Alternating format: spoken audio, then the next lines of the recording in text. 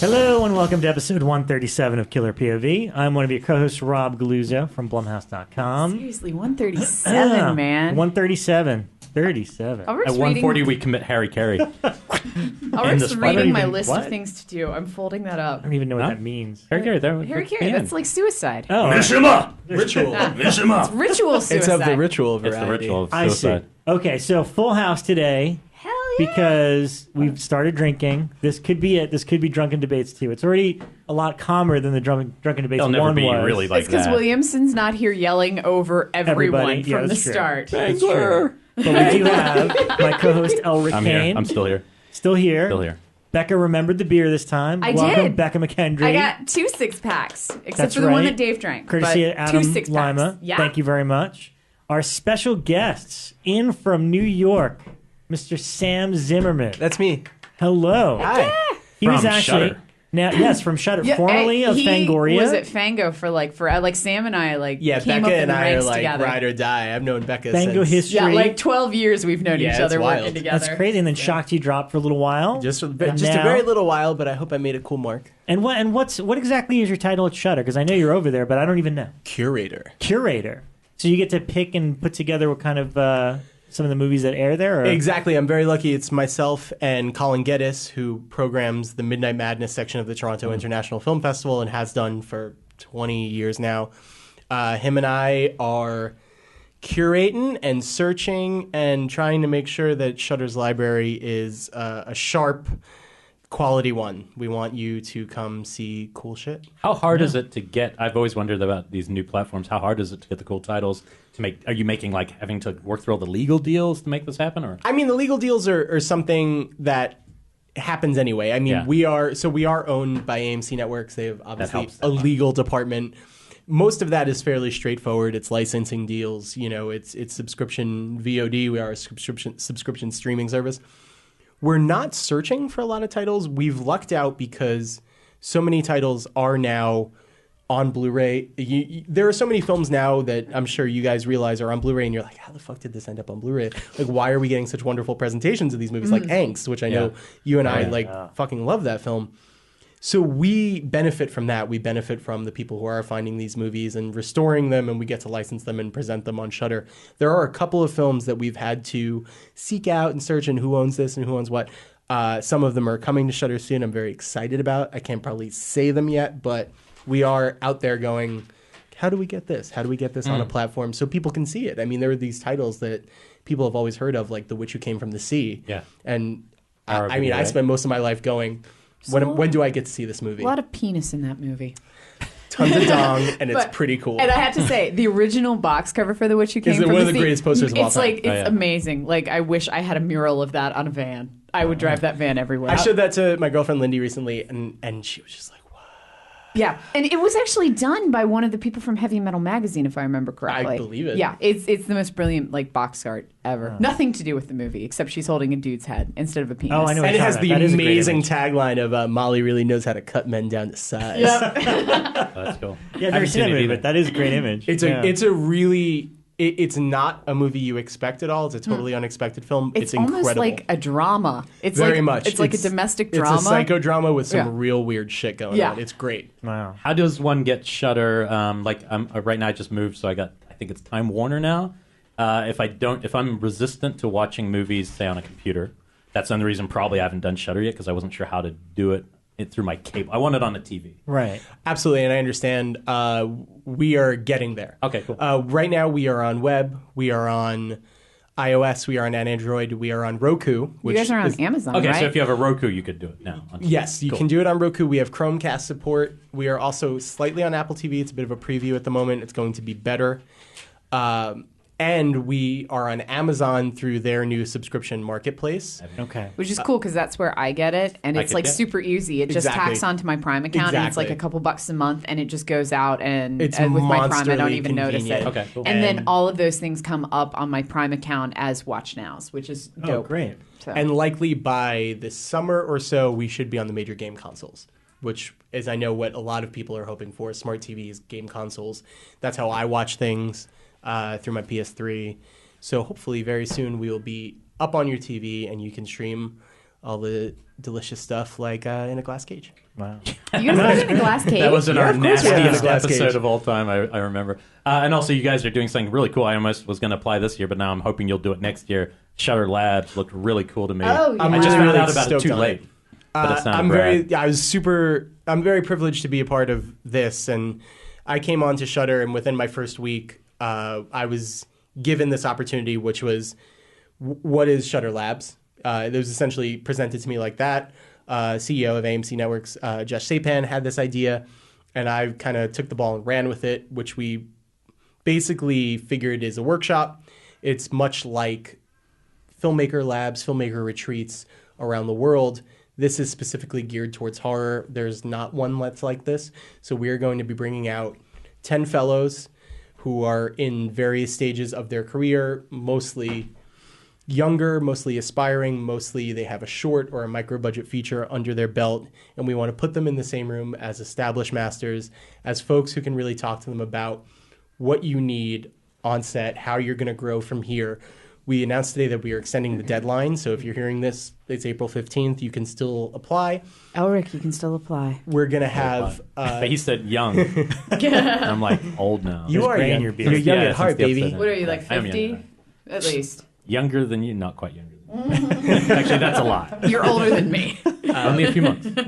We're going to have part of the team out there is we're going to have the great Larry Fessenden. Yes. Will be on hand Really as our great. director in residence. He's going to be talking to you. And we're going to have the fellows there both in workshop settings where you're going to be speaking in a masterclass. He's going to talk about his experience. He's going to talk about filmmaking and the technical skill, but we're also going to have the fellows really sit one-on-one with these folks. We're going to have Travis Stevens out, who produced Cheap Thrills and Starry Eyes. We're going to have George Smalls from Kickstarter is going to do a big workshop on crowdfunding. We're also going to have Josh and Sierra Russell, who are these really incredible effects artists. They did, if you've seen Southbound, they pulled off David Bruckner's incredible segment within the hospital. Great. And what I really want is this sort of, how do you function with the people around you? How are you going to make your best vision? How are Josh and Sierra going to tell you, this is what I need from you both in pre-production and on set, so that you are better prepared and growing as a filmmaker? It's rad. I think awesome. that's so cool to have things on. I mean, because Sundance Labs has been around for a long time. It's great, but this is so much more focused to what a lot of people who'd be listening to this would be into. I mean, I'm with like family here. It's horror. We all believe horror is the best and the sharpest, the most subversive of genres. How do we grow the filmmakers within it? Yep, and we're all on the side of let's grow the horror genre. Let's not call The Witch not a horror movie. Yeah. Oh yeah, fuck. We're not part of that club. Hell. That blew my You didn't mind. need to like it. It's just know it's horror. I'm Yeah. sorry. I don't know I'm how sorry. you can call it anything else. Oh God, I I don't even just know what don't people get are it. talking about sometimes. Anyway, yeah, we'll get to that. Also with us is Paula Haifley. Hi. Hi, everybody. Yeah. Mostly known as the winner of last month's horror trivia. And I mean, there's a team that wins, but their team wasn't even like leading. They were losing to the other team, and then they were in fact, they might have even been third when you You guys got were into like the dark lightning horse. round. They go to a lightning round. Each person kind of goes down the line, and it came down to one question to win. And What was it? Do you remember? I don't. It was a movie quote, right? It was a quote from The Crow, which is why I didn't Right. get it right away, because my brain was like, The Crow's not a horror movie. It must be something else. It was like, I owe you 30 years of pain. I'm like, oh, fuck. And the What? Hellraiser clue- came out in 1990. Yeah, the clue Yeah. was everyone bought the soundtrack, which And it was a everyone grunge in the room soundtrack. was getting except Elise Wax, who was Yeah. your opposition. It was Nine Inch Nails. I'm like, well, then it's The Crow, and I guess The Crow is a horror movie. yeah. Sure. I guess it's I lost to a loosely. Predator question once because I had the same brain malfunction where it's like, it's action. I'm not thinking of it as horror, but you It's know. hard. What's no. weird Yeah. is there's only one quote from The Crow. It's when he's like, "Can't rain all the time." Yeah, that's really good. true, yeah. No, You I wanna always know, like, what's the one? There's one that And he burn says when it he pulls out the morphine that's like, you can't use your pain or something like that. That was the one that. If they'd gone with my favorite quote, I like the pretty lights. But anyway, you were a champion, and I think that champion. that had nothing to do with why you're asking on the show, and we kind of thought about it afterwards. And we go, oh, that's right. She knows what she's talking about. No. Champion. She should be here. But you worked on Robot Chicken for a long stretch, and now you're on the DC Superhero Girls. Yeah, I was on Robot Chicken for 5 seasons, all 3 Star Wars specials, and that's probably the most fun job I've ever had in my life. It's really awesome. And yeah, now I'm producing DC Superhero Girls. You can see the shorts on dcsuperherogirls.com, and we just had a TV special air on Boomerang, and it did pretty well. So they should be rerunning it sometime in the next month. That's awesome. How did you get to Robot Chicken? I'm sure that's like a coveted thing. Yeah, I met my friend Susan Bell, who's also a horror filmmaker. I don't know if you know her, Bekah. And I just met her at Shriekfest, and I was like, hey, I heard you're on Robot Chicken. I want to work on that show. So I quit my shitty job managing a linen rental company, and I started at Robot Chicken as an intern. You ran a linen rental company? I managed a linen rental company, yes. So wow. If any of you ever get married again, let me know. I can give you some tips. And so you quit that and just immediately went to Robot Chicken. What did you start out doing? I was an intern. And just worked up through it? Yeah, just started over again. I went to film school, but I didn't really like what I was doing. So I quit. I was working on game shows. And so I quit and went into catering and other stuff. And then I hated that too. So I quit and went back to animation. And I've been in animation for 9 years. So that's about right. Actually, I can't believe I forgot this, but I met you, 10 years ago? And you had a really funny short. What remind me about the short? Because it was like classic monsters, but what was it again? It's called Movie Monster Insurance. That's it. Movie Monster Insurance. It's a commercial for insurance that protects you from movie monsters. Right. Yeah. It's great. And it had all the Universal monsters. And we shall post it. Yes. For all its glory. Yeah. Is it online? Can we share it? It is. It's on my website. Great. It's HEYFLEA.com. And it's on just like a Movie Monster Insurance on YouTube. I'm the only Movie Monster Insurance on YouTube. Only one out there. There you go. And speaking of linen salesmen, we come to the ultimate linen salesman. Hello. Sir Michael Mendez. How are you? Returning to the show, Mike Mendez. My third time. The first time was episode number 3. You were in the very beginning. We brought you on early for what was it for Big Ass Spider? For Big Ass Spider, For Big Ass Spider, and you've made 4 movies since? Something and like that. And there's been a sequel shot, right? They shot a sequel, yes. Wait, to Lavalantula. Yeah. Sorry. No, I'd be mad if I wasn't part of that one. The Lavalantula one, that's fine. By a good friend of mine who shot, I think has an alias on it. So I can't say his name, but it's a very good friend of mine. Does he have an alias on it? I think so. Not because he doesn't like it. He loves those movies. I think because he was going for something bigger at the same time. I should have thought of that. That's brilliant.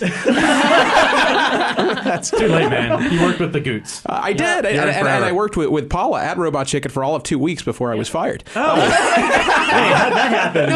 I want the story there. And Sam Zimmerman poorly reviewed you when you made it. It all connects. It's a very short story. I was hired to do DVD extras for the Star Wars DVD, and then they said, "Oh, actually, we're not doing that, but we do need a colorist." And I'm like, "Well, that's cool, but I don't do color." And they're like, "Well, give it a try." And then I was let go the next week. So, wow.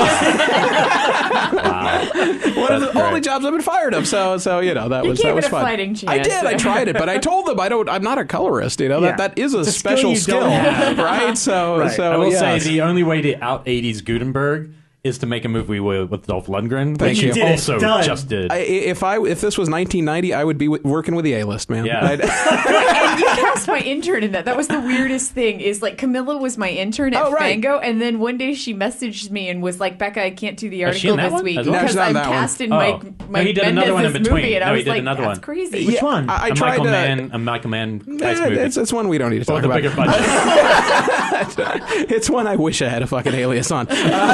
But yes. Anyway, but Ed Rollins in it. But no, it's important to I like casting friends. I like kind of like keeping the circle alive. It's part of the fun that I have is I kind of have like these Facebook casting calls of like, hey, come on out and die in one of my movies. So pretty much everyone we know has died in a Mike Mendez movie. So I'm rather proud of that. I've never died in a Mike Mendez movie. Yeah, dude. I was supposed to be there for Big Ass Spider, and I was like 8 months pregnant at the time, and then they were like, "You're going to have to run." I was supposed to be in the park scene, right? And I was totally. like, "I can't run right now," and that was it. I didn't. We can fix that. I have a few kills I still need to do for the Dolph Lundgren movie. So if you guys, I want to die in a Dolph Lundgren movie. If we want to kill Killer POV altogether, can I have a scene where I look up Dolph and go, "You broke me"? That would be just pure perfect. I know I think as you saw on Facebook, my big claim to fame, or the thing I'm most excited about the movie, is that I reunited Dolph with Castle Grayskull. That was amazing. I saw that in picture. my apartment. Yes. So. What did you say? Geek level on how did you? I think it was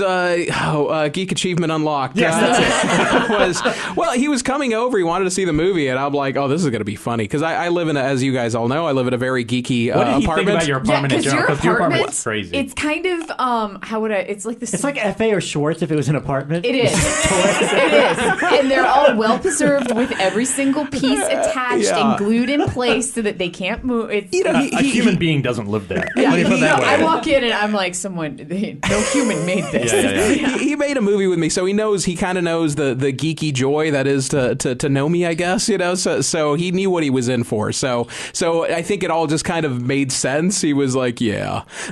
Does your Castle Grayskull still have the snake puppet? It does not, no. I still have the snake puppet, but I don't have Castle Grayskull. I strategically... I know. Oh, yeah, we got to swap. We got these kids together, Because there's a hatch that you're supposed to push your snake through in the Castle Grayskull. I only still have the snake puppet. I strategically placed it in the apartment so that after I showed him the movie, if he liked it and he was in a good mood, he would walk out right next to it, and I'd go, you know what would be great? It would be a great photo op right here. So that was all good. So that happened. We'll have to share that photo on our We need to do an article on the Blumhouse site about your apartment. Yeah, sure. No, I think that would be great. Museum, I've been over there for so many parties, and I'm like, drinking, booze, pizza.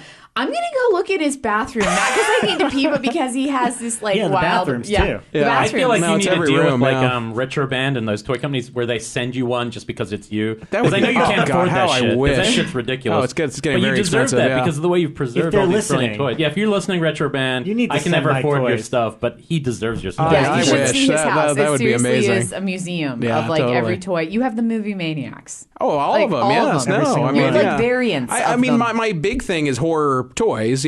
So pretty much any horror toy that ever has existed. Barbies. I remember a couple Barbies in your kitchen.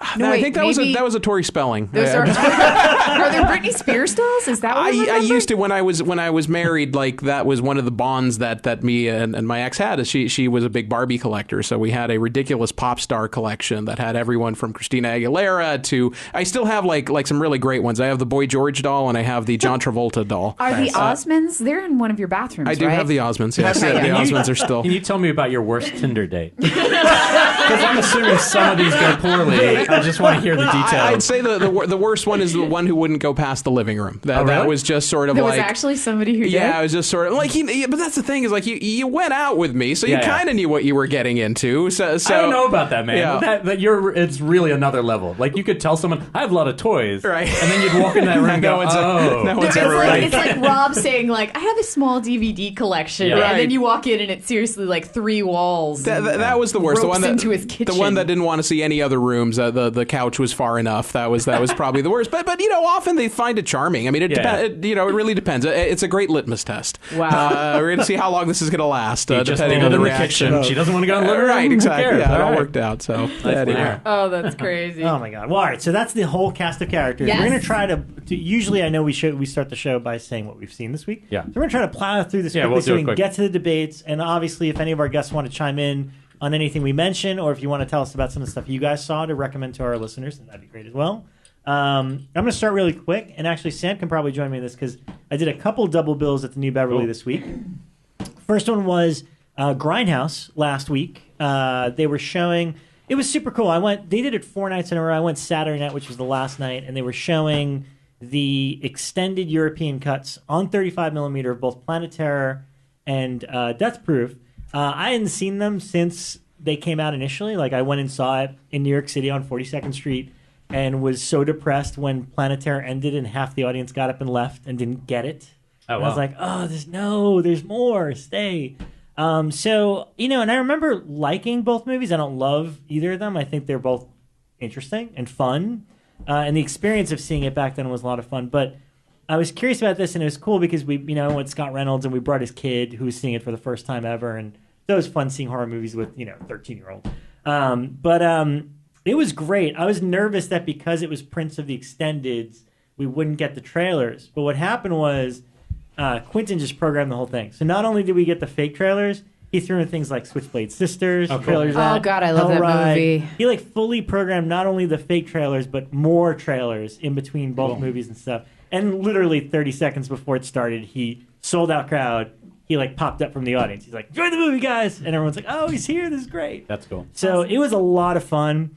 Both movies, I'd say, it's. And this is what's important about the Grindhouse experience, what they were trying to do in 2007, and I wrote an article which will already be up by the time you hear this, is that the first half hour of both of them, especially the extended cuts, it's a bit rough. It takes a little bit to get into it, but once they hit that track running, it's like so fun with an audience, like how over the top and crazy and kind of nutty it goes, and it's just like that's the point of the double feature is you don't know what you're getting into. You're in a room full of strangers, and then you're going to see some of the craziest shit ever. And then literally by the end of both films, everybody was like cheering and just having a really great time. I had one of the best theatrical experiences ever seeing Grindhouse. Yes, opening night at the Chinese, and same thing. Quentin was there. Rosario Dawson, Eli, and it was like a rock concert. And I think we were lucky because it was the shorter versions, which I do think are better. I thought this was going to be the biggest movie in the world. I just thought this was going to be a massive hit.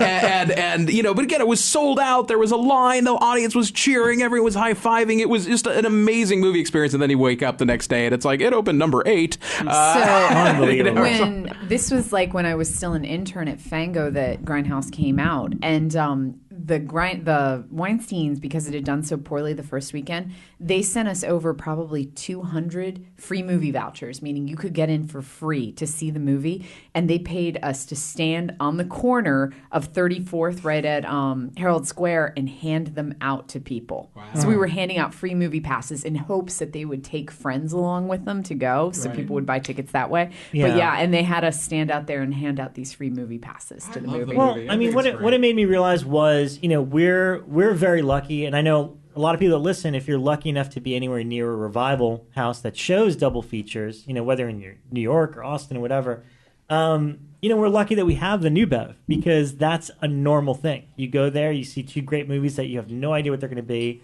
and sometimes there's fun people. You just have that communal experience. So I get what they were trying to do, and I feel bad that it didn't work in 2007. Mm-hmm. It was kind of eye-opening seeing it again now, and in my article, I recommend at the end, I was like, you know what? Do it with your friends. Pick 2 crazy movies, have your friends over, order pizzas, get beer, and just have a good time. Like that was the whole point, is just having a good night of movies. Fortunately, it doesn't work for similar reasons why Hateful Eight didn't work for him, and it's because it's different.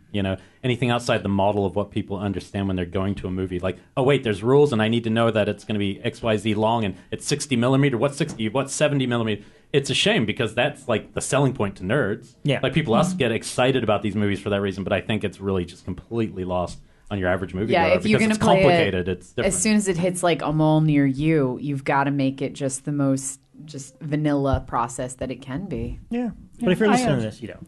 I went on Friday night, and it was great. It's like, that's one of the great things about the new Beverly. I walk in, and Zoe Bell's standing in the lobby texting. Oh, cool. I was just like, it was great. And I love Planet Terror. I think you should give Death Proof another shot if you haven't seen it since it came out, because it felt for me like when we were going to sit down to watch it after the high of Planet Terror, which, if I can channel my inner Elric, it's a perfect film. Actually, you sounded more like Zoe Bell.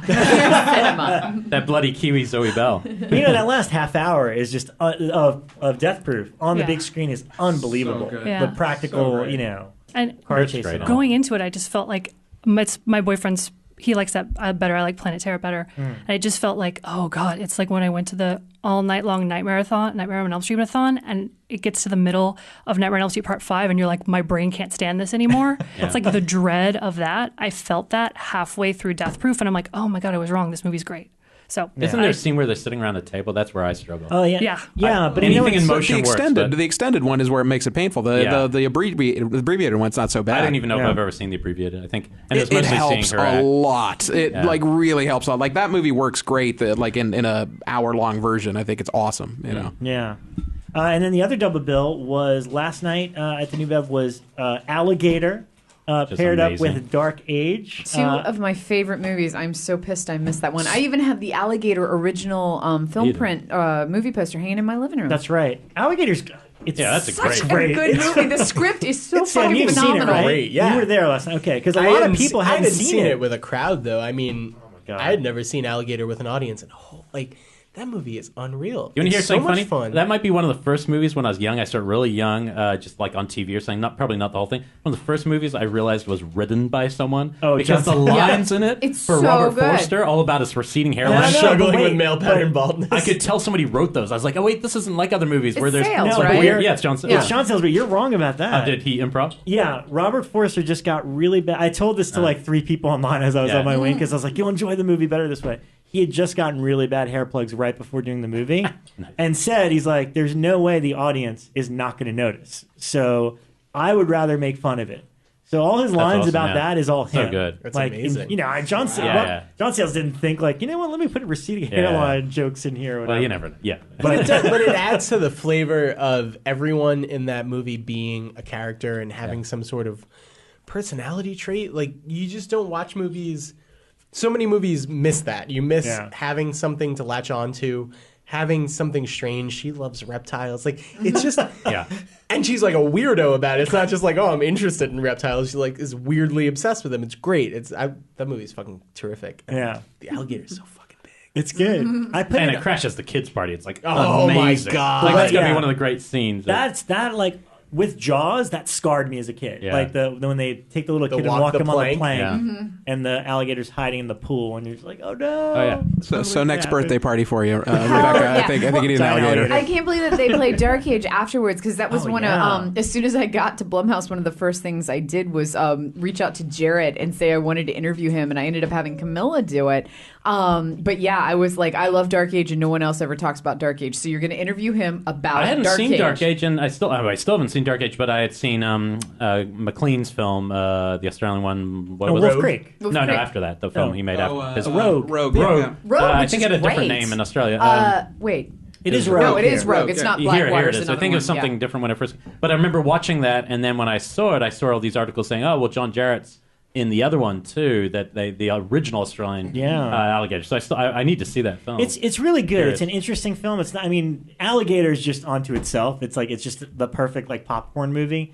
Mark Hartley, who directed Not Quite Hollywood, was there, and he did a quick little intro beforehand. And apparently, I guess Dark Age is kind of lost. Like, I think the print they had was like the only 35mm print. Wow. That's which, crazy. by the way, was flawless. It looked amazing. I only have a VHS copy. Did that even ever get to DVD? I don't know. Definitely not DVD. Okay, I But have it's the a VHS if anyone wants it. Yeah, it's a pretty tough movie to get, but it's pretty cool, and it's John Jarrett, but he's very young in it. You know, this is around 87. Yeah, he was a soap actor mostly. Yeah, and there's like these voodoo witch doctors and stuff that worship this giant, crocodile in the swamp and stuff. He's trying to like save it, but it keeps eating people, including a kid, which I guess is like the prerequisite. Is like we need to murder a kid horribly and have him be eaten by an alligator in all these movies. So no, it's super cool. Shame that it's impossible to find, but Yeah. So it worked. Do you think it should have been first or second? No, it was fine second. Okay. Because it would have been. Well, I mean, because it was a little bit more on the serious side. It had humor to it and all, but it's that's just the alligator's far more Lead with the entertaining. crowd pleaser. Yeah, exactly. So what did you guys see? I watched because there's no other way to say the name of the movie. Is that 6 S's or 7? I think it's 7. I actually asked that as a trivia question one time, didn't I? Yeah, it's 7. Because we got it right. Yeah, it's 7 S's. So I watched Sssss, which is coming out on Blue from Scream Factory very soon. That's not the Jennifer Lynch one. That's the original one. The original one, yeah. What did Jennifer Lynch's one? What was her? Hiss. Hiss, okay. With 3 S's. Hiss. That's right. And Hiss with 3 S's is not a good movie. Sis, but I love Jennifer Lynch. It's just, I know that she was up against a wall with making Hiss. Yeah. But Sis is actually, you know what? When I was a kid, it was one of those that I used to watch and be like, why am I watching this? Like, even as a kid, I was questioning if it's a good movie. It's seriously about a guy who decides to turn his lab assistant into a snake. And it takes itself so seriously throughout the whole movie. But it's a body horror, and parts of it, they do some of the transitions through overlay where, like, Elric is peeing in the corner. No, not in the corner. He's doing like a Blair Witch here. We haven't had that much beer yet. Elric, there's 15 empty beer bottles here. Just go in one. Just grab one, man.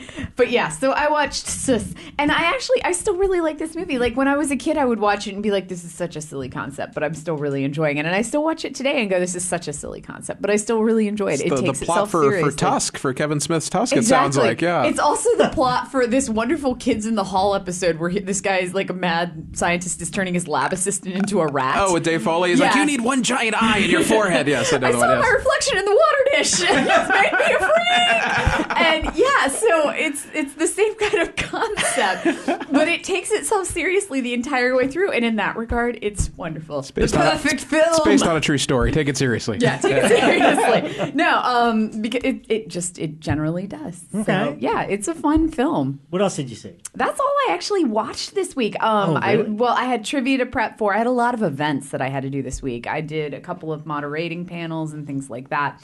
But the one that I'm psyched about, I just got a copy of Harlequin on Blu-ray today. I have never seen this movie. Which one's that? I don't know exactly. I see. I pulled up a picture. New? Old? I figured it's old, but I figured as soon as I mentioned it that you guys would be like, I've never heard of this. Has anybody heard of this? No. Yeah, I have, but I've never seen it. Oh, yeah, I saw that you posted that picture of the Blu-ray. So I've never seen this movie. It has Robert Powell in it. And apparently a lot of people have seen it, saying it's very similar to Rasputin. It's a follow-up to the 1981 film Survivor.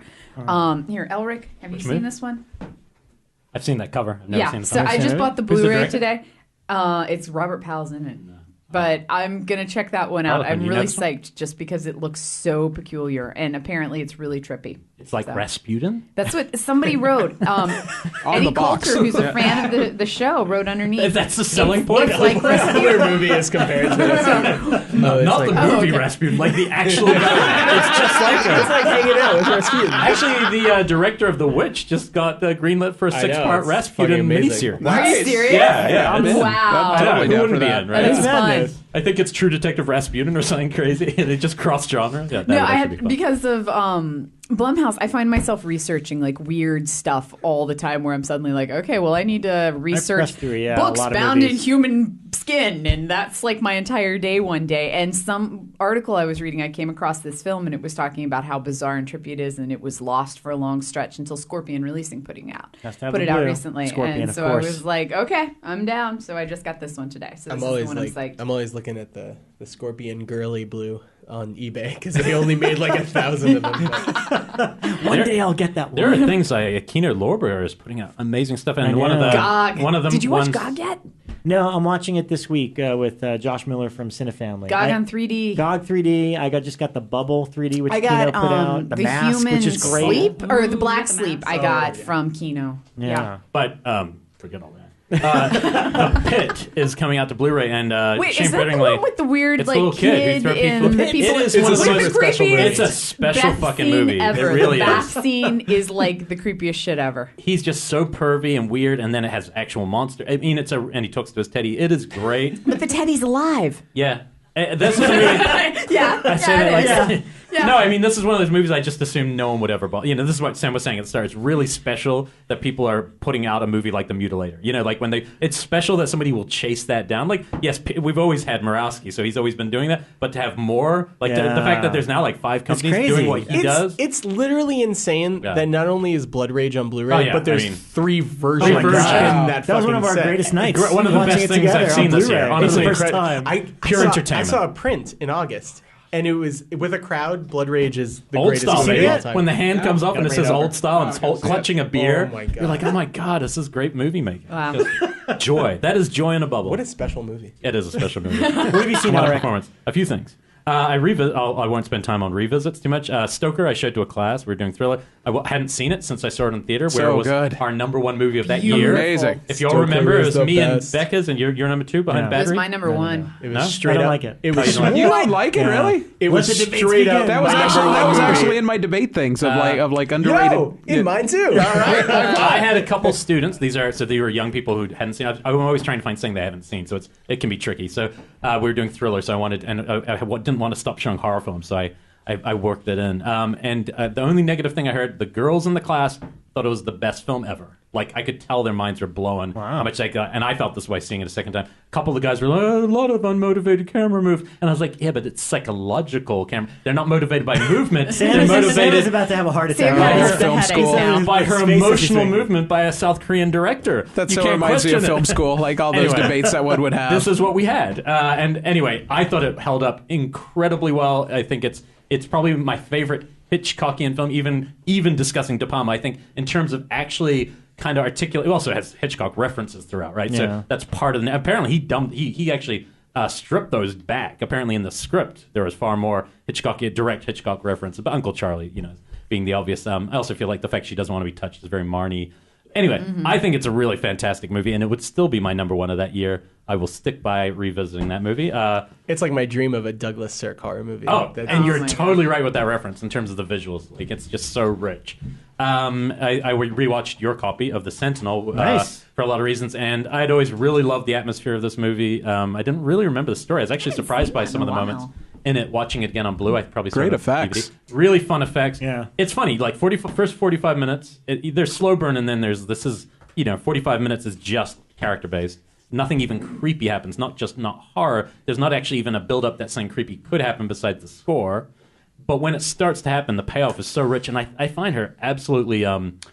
She's one of the most kind of beautiful presences I've seen on screen. Not so much like, oh my God, you're so hot. It's more like she has this natural. She's playing a model, an ad model. But an ethereal. Every time she smiles, she really. About her, The problem with the narrative, and I'm a big Michael Winner fan. He's insane, and this is actually one of his better made movies. He wrote it too, which is cool, right from the book. The problem is before the third act begins, it kind of goes away from her for a good 20 minutes, where the main character becomes the guy from Fright Night. And to me, that's a real issue with all movies. When you suddenly leave a character for a side character and then come back, it just isn't as engaging, and it breaks the spell a bit. And then the last 20 minutes is fucking bonkers beauty. It's just brilliant. Yeah, I don't think it's a great movie, but it definitely has like some really great moments. I think it's a good atmosphere piece, and with a couple. The horror moments are genius. I'm a big Dick Smith fan, so that was that was some of his best. And Michael work, Winner's just so weird. I mean, he'll put some weird stuff. I mean, he brings in all the midgets and all the circus that people. Beverly D'Angelo scene. A lot of nudity, a lot of old people nudity, a lot of weird cake parties in bed. Birthday party for a cat. Oh wait, that's okay. Yeah, I have seen that cat scene recently. The birthday party for the cat. Every celebrity who's ever lived is in this film. There's a young Walken. There's a young Tom Berenger in the last frame of the movie. It has every old actor who's ever existed. Burgess Meredith. Everyone is in that movie. What's her name from The Killers? Ava Gardner is in it. You're just like, I'm remembering Dad in bed with a whore. Yeah, two whores. Yes. Two whores and cake. And cake. Yes. And cake. And it's a hell of a scene. And that's during the birthday party for the cat. He then slaps her. What a movie. 4 times for watching him do that. No, I think it's a really interesting movie. It's not perfect. And this is the kind of movie we've actually talked to 2 people who've been on the show before. I know we mentioned Dennis and Kevin, the Starry Eyes guys, that they would be perfect to remake that movie. Oh, yeah. And I think they actually did chase it down at one point, and I think it's stuck at a big studio. But I thought it was at Blumhouse. They were trying for it for a while, actually. I don't know. So as far as I knew. It wasn't back then, because the other person he told us on air, he wrote us a spec for it was... Todd Farmer? Todd Farmer. Yeah, he said he found out the hard way that you shouldn't write specs for big movies, because you go there and they just say no. They don't even read it or something. Yeah. Anyway, I think it's a really cool movie, and it held up nicely. And then the craziest of the revisits, which I had no memory. I remember watching this movie and going, another shitty slasher at the end of the cycle. Year 2000, Cherry Falls, right? Oh, Cherry Falls is great. That's great. That's a fun movie. No, when I saw it, I really did not think it was fun. And rewatching the first 20 or 30 minutes again, I was like, oh, fuck. Me and Dick were doing it for fun. It was the Blu-ray he won from me. You and Dick were doing it? You were doing it. We're just like, I'm not tight. Dick's my lady.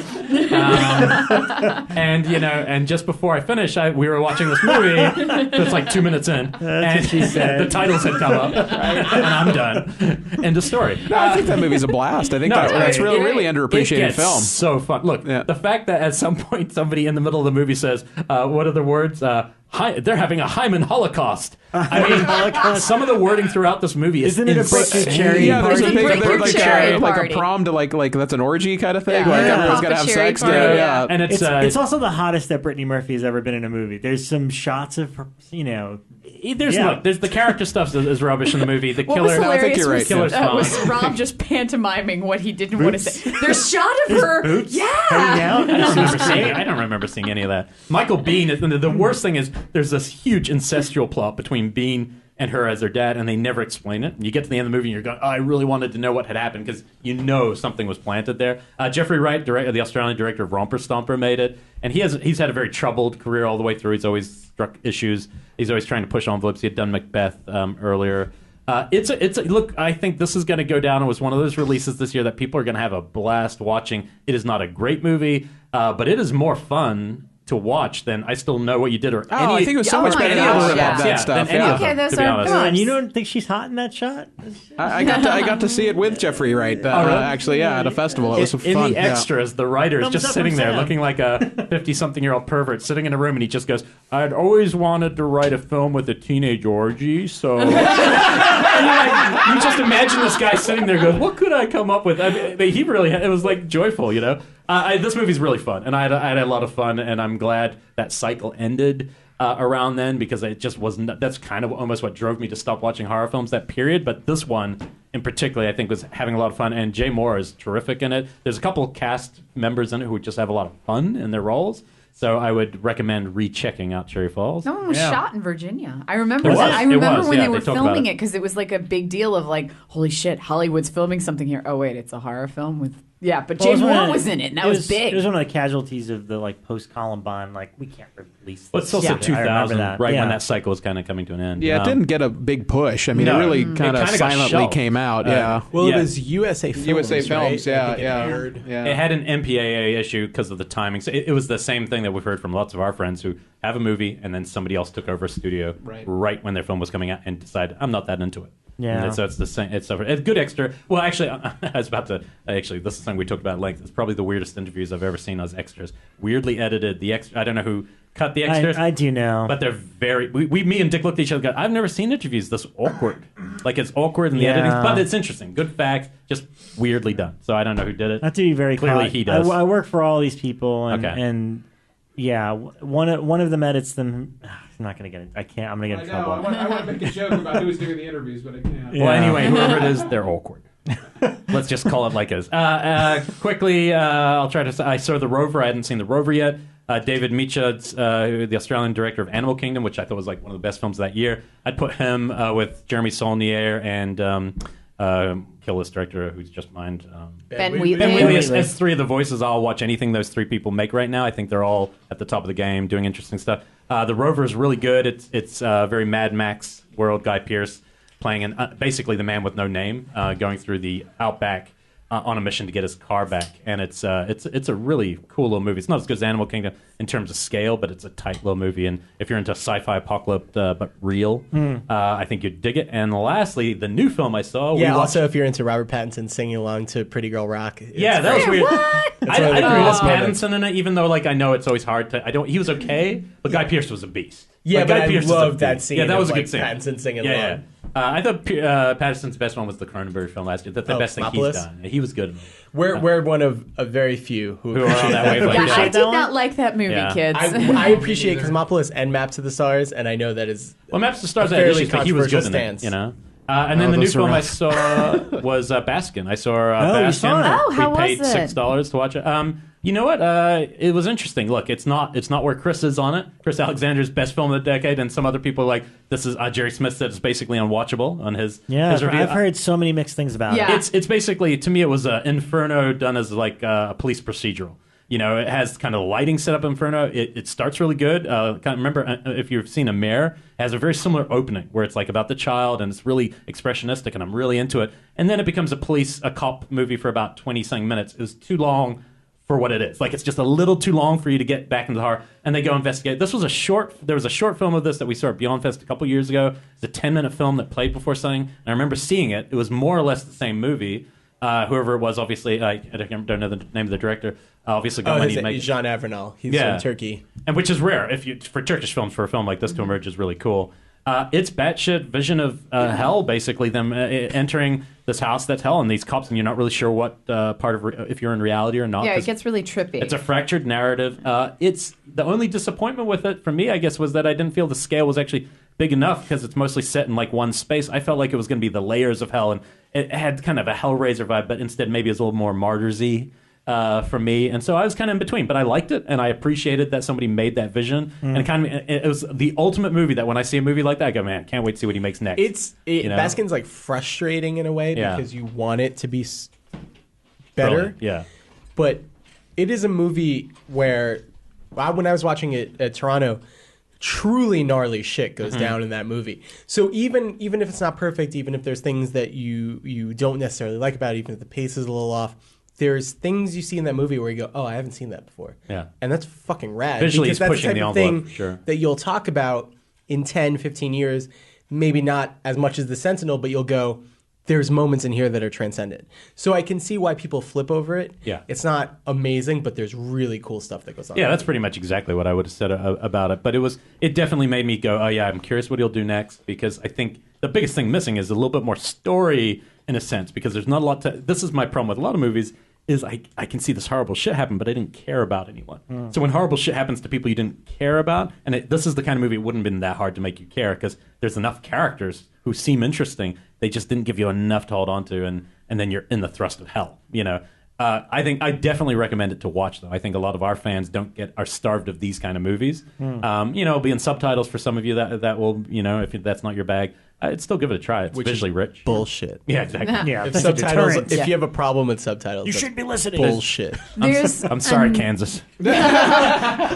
There's another Turkish horror film that just released a trailer a couple of weeks ago that we caught on our radar called, and I'm going to say it wrong no matter how much I stare at it while I do it, called Alamet I Kayamet. I'm saying it wrong. But it's another Turkish horror film. Perfect accent, though. Thank you. Yes. I've been to Turkey. See, I miss being on the show because I love the obscure things that you always pull out. Last time was a made-for-Hungarian vampire television movie. That one. The American title, the English translation of that one is The Butterfly. There It's Yugoslavian. Excuse me. Sorry. But yeah, it's a good one. But anyway, so this one, the trailer. That was one, Mike. That was one. That one Yugoslavian made-for-TV vampire film from the 70s. Because we argued which was the best Yugoslavian made-for-vampire television. Since there were so many that we were just Totally, the debates it's the raged Butterfly. on. It's the Vampire television movie. That could be our whole episode. The debates have begun. I have to mention one other But movie. no.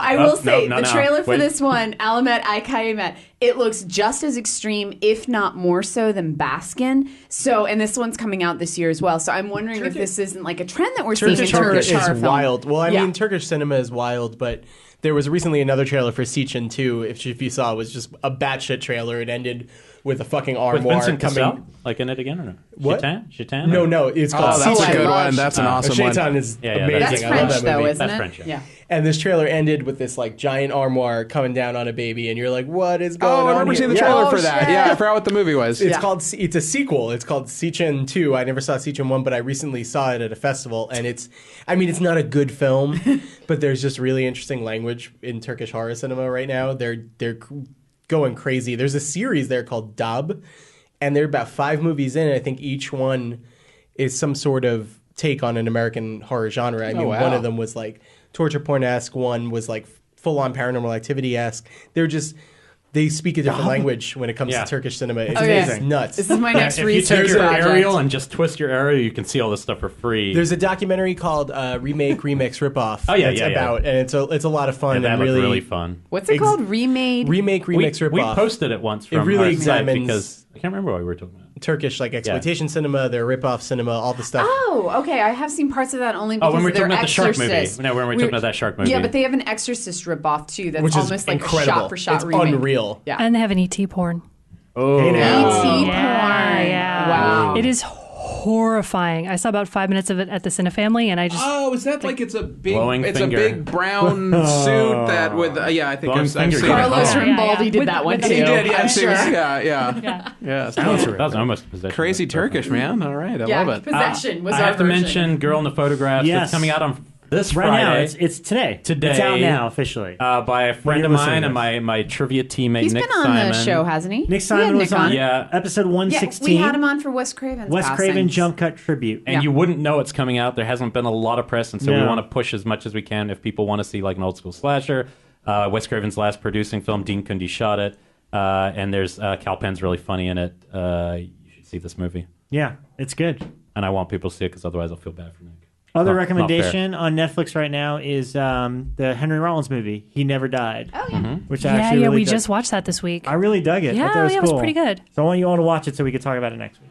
Did you guys see anything that you want to talk before we delve into the debates? I know Sam watches a lot of movies. I do, but I want to watch a really special. Talk about a really special movie that I actually saw alongside Girl in the Photographs in Baskin in Toronto. It's going to be coming out later this year from the Orchard. It's called Demon. It's a Polish film. I saw it at Toronto. I recently saw it again in New York last weekend as part of New Directors, New Films. The director did pass, unfortunately, right after Toronto, just after Toronto, just before the Polish premiere. Oh, right. I remember that. That was sad. This is my favorite movie of the year. Oh, cool. Wow. It's an incredible, incredible movie. It's about an all-night sort of Polish wedding, and the groom is possessed. The camera work is unreal. It's the type of film where you're just constantly blown away about what they're pulling off with the choreography within the frame, the visual information within the frame, what everyone's doing while things are happening. But it's also a really emotional horror film, which is kind of the best. It's so weighty. A lot of it is about Poland's kind of dealing with their past in World War II and the Holocaust, and you really feel that weight. I saw it again. I was kind of bowled over again. My girlfriend cried. It was the first time she saw it. I fucking love this movie. And the director was like young, right? He like died after the premiere. Second movie. Yeah, like a week after. He died. I don't know the official cause. There was talk of self-inflicted, but I don't know suicide for sure. Oh, wow. I wouldn't want to speak out of turn and say it was, but if it is, it makes the movie a bit heavier, and it's a really incredible. Funny, film. I haven't heard about it since that first screening. The Orchard picked it up, and I know it'll be out this year, and hopefully they really get behind it because it's it's the type of movie that, like, Goodnight Mommy should travel. Yeah. It's a really beautiful, incredible film. I hope you see it. That's exciting. That's good to hear. Can't wait to see that. Yes, and then the other thing is I just did a prediction booth which hit that that's episode. right. Yeah. It's up, and it's really cool. Actually, I've never listened to an episode of our show, and that's the first time I listened to anything because I was curious to see how it sounded. But it was actually really cool listening to it. It's long as hell. For what movie again? Bad Timing. It's one of my favorite Nick Rogue films, and it is episode 266. But I guess I did okay because I'm going to get to be on again when they do Martyrs in like 6 months. He books people 6 months ahead. Wow. Really? It's great because he edits a lot. He does a lot of shows. He hasn't asked me or Rebekah on yet. I don't know. Do you guys listen to his show? I don't know. You don't either. Yeah, I do. I listen to Projection Booth. Oh, yeah. I've plugged them tons. No, I've listened to the show. I like it because it's a good chance to get a little more academic and to go in depth on. I mean, because we talk about tons of stuff every We're very episode. flighty with our topics. This was a chance to really focus on one thing, and because I missed their Possession episode and we'll never get to weigh in on that, Bad Timing's probably the next movie I would have wanted to do because it's as much of a crazy puzzle, and you can't get it right. That you can't pin this movie down. It's intense. Bad Timing? And it's not often Garfunkel's brilliant in the movie, and he carries his streak from carnal knowledge to this movie, and then he's out. But I thought it was really cool, and I think don't listen if you haven't seen the movie. It will make no sense. And they got an interview with Nick Rogue. He's definitely getting older in the interview. He kind of fades out a little bit during the interview. It was towards the end, but the first hour and a half is just three of us talking about the movie. It's cool. Wow. Cool to do a one-off like that. Cool. So thanks, Mike White, if you're listening. He gave a good plug to us too. At the end, he's our competition though for the Rondo. Really? He's one of our competition. Oh my goodness. No, Mike White's awesome. Yeah. If he wins, I mad props for that. He won. So. We've got this. We've got this. The Rondo. We've never won it. We always We're come gonna second. get beat out Never again by won. some show we've never heard of that comes out of nowhere, and we're Someone like, who knows how to use Twitter Yes, better. exactly. They just know how to vote more. They know. Yeah. Yeah. So, because It's AOL, right? Yeah, AOL vote. well, it's the worst. It's the worst voting system ever. really Because is I bad. feel like it's like a 90-year-old man who doesn't know how the internet works, and it's always name's like Tarocco. It's like cut and paste all the things, and then already eliminate lost. all of We them. already lost. Yeah. no, and it was one of these things like last year There when are we were polls. up, They're and easy to make. we've been up for a couple of years now, and every year I'm like, hey, Mom and Dad, if you wouldn't mind voting, and as soon as I'm like, you need to email this, but just put this, they get really confused. You've lost all millennials. Tales of Halloween was nominated, and I wanted to vote. I gave up. Okay, it was so difficult to vote. That's hilarious. Alrighty, well, before we dive into this, because the way that Elric set it up is he kind of sent out a list to all of us in terms of I want to talk. It was like overrated classics, overrated contemporary, underrated modern classics, etc. You kind of sent a list out for all of us. I just want to say that I saw a horrifying film called Batman Superman that was blood chilling and a slow burn. If you like a slow burn where like nothing happens, terrifying, and terrifying, like I couldn't believe what my eyes were seeing, and I couldn't wait to get out of the theater. I was so horrified. There is shit in that movie. I was watching it. And there are kids in the theater, and I was upset for them. Yeah, me too. I was literally fucking bummed. There is a random jump scare in there, too. There's a jump scare for no reason. There's a scene in Gotham where the cops go into this apartment building, and Batman has been there. And in the basement, I swear to God, is a caged room full of Asian women. It's like this sex trafficking thing, and you're like, why is this appropriate? There's also Superman's mom in kind of like hostile-like photographs. It's straight out of a fucking Saw movie. It's so upsetting and so weird that it's superhero movies now. They don't Paula, take into when this account. comes to the 99-cent theater, you and I will go see it. We're only talking about DC. Yeah, no, but they we can walk to it in from my general. house. People don't take into account this is some kid. First exposure to a character. Right. Like we all have seen Michael Keaton Batman, and then we got to see another Christian Bale's. Some kid, their first Batman is Ben Affleck as Batman. And but if no, that's that's what not they the get. sin. The sin is that this is their first Superman. No, and Elric, there's always a cartoon being made of Batman. There will never not be a cartoon being made of Batman. The kids are seeing that first. That's true. It's the Superman And that's more Lego. disheartening. I work in it every day. There's so much Batman cartoons. And Superman is like so inherently decent as a character. It's like, Right. why be deconstructionist about this? Like, why take that away? And then also just those Polaroids. I was like, this is symbolic of a type of fucking violence that I'm very upset with. And I apologize for bringing it up. I just couldn't after talking about all the movies. We're already going to get a lot of flack, not just from because like you were saying before we came on our, like, you can't believe that people are defending. Well, no, that's the thing. As I was telling everyone earlier, like, I swear to God, I apologize if you love the movie. I mean, you know, it's fine. To each their own. Hey, but to me, when someone defends vehemently, like, I love the movie, it was so good. All my brain hears is I'm voting for Donald Trump. That's all. That's because it just makes no sense to me. Like, really, you loved it. Like, yes, I loved it. You know, and I'm like, I have nothing to say to that. Okay. The choices in that film are literally insane. People go like, the audience has spoken after the box office comes out, and it's like, yes, the audience has spoken. You have all said you will take whatever shit they put in front of you, or you're curious enough to pay for it once. Didn't they take away Justice League already? That's already happened. No. It's a huge hit. It'll be shooting in 2 weeks. I read something saying Justice League was no longer hit. No, it's getting get worse. It's going to get worse. No, we have about 16 more of these pieces of crap to look forward to. Except for Aquaman, who is a great director, so that's going to be good. You know what? He's so. got a lot to prove. Yeah. I love James, He's going to kill it. He's going to kill it. He worked miracles with Furious 7. Oh my gosh. Really? Yeah. Okay. Considering the extenuating circumstances of all that happened. Yeah. Like Furious 7, I think, would have been fun had everything gone as planned. That movie is a fucking miracle. It's so much fun.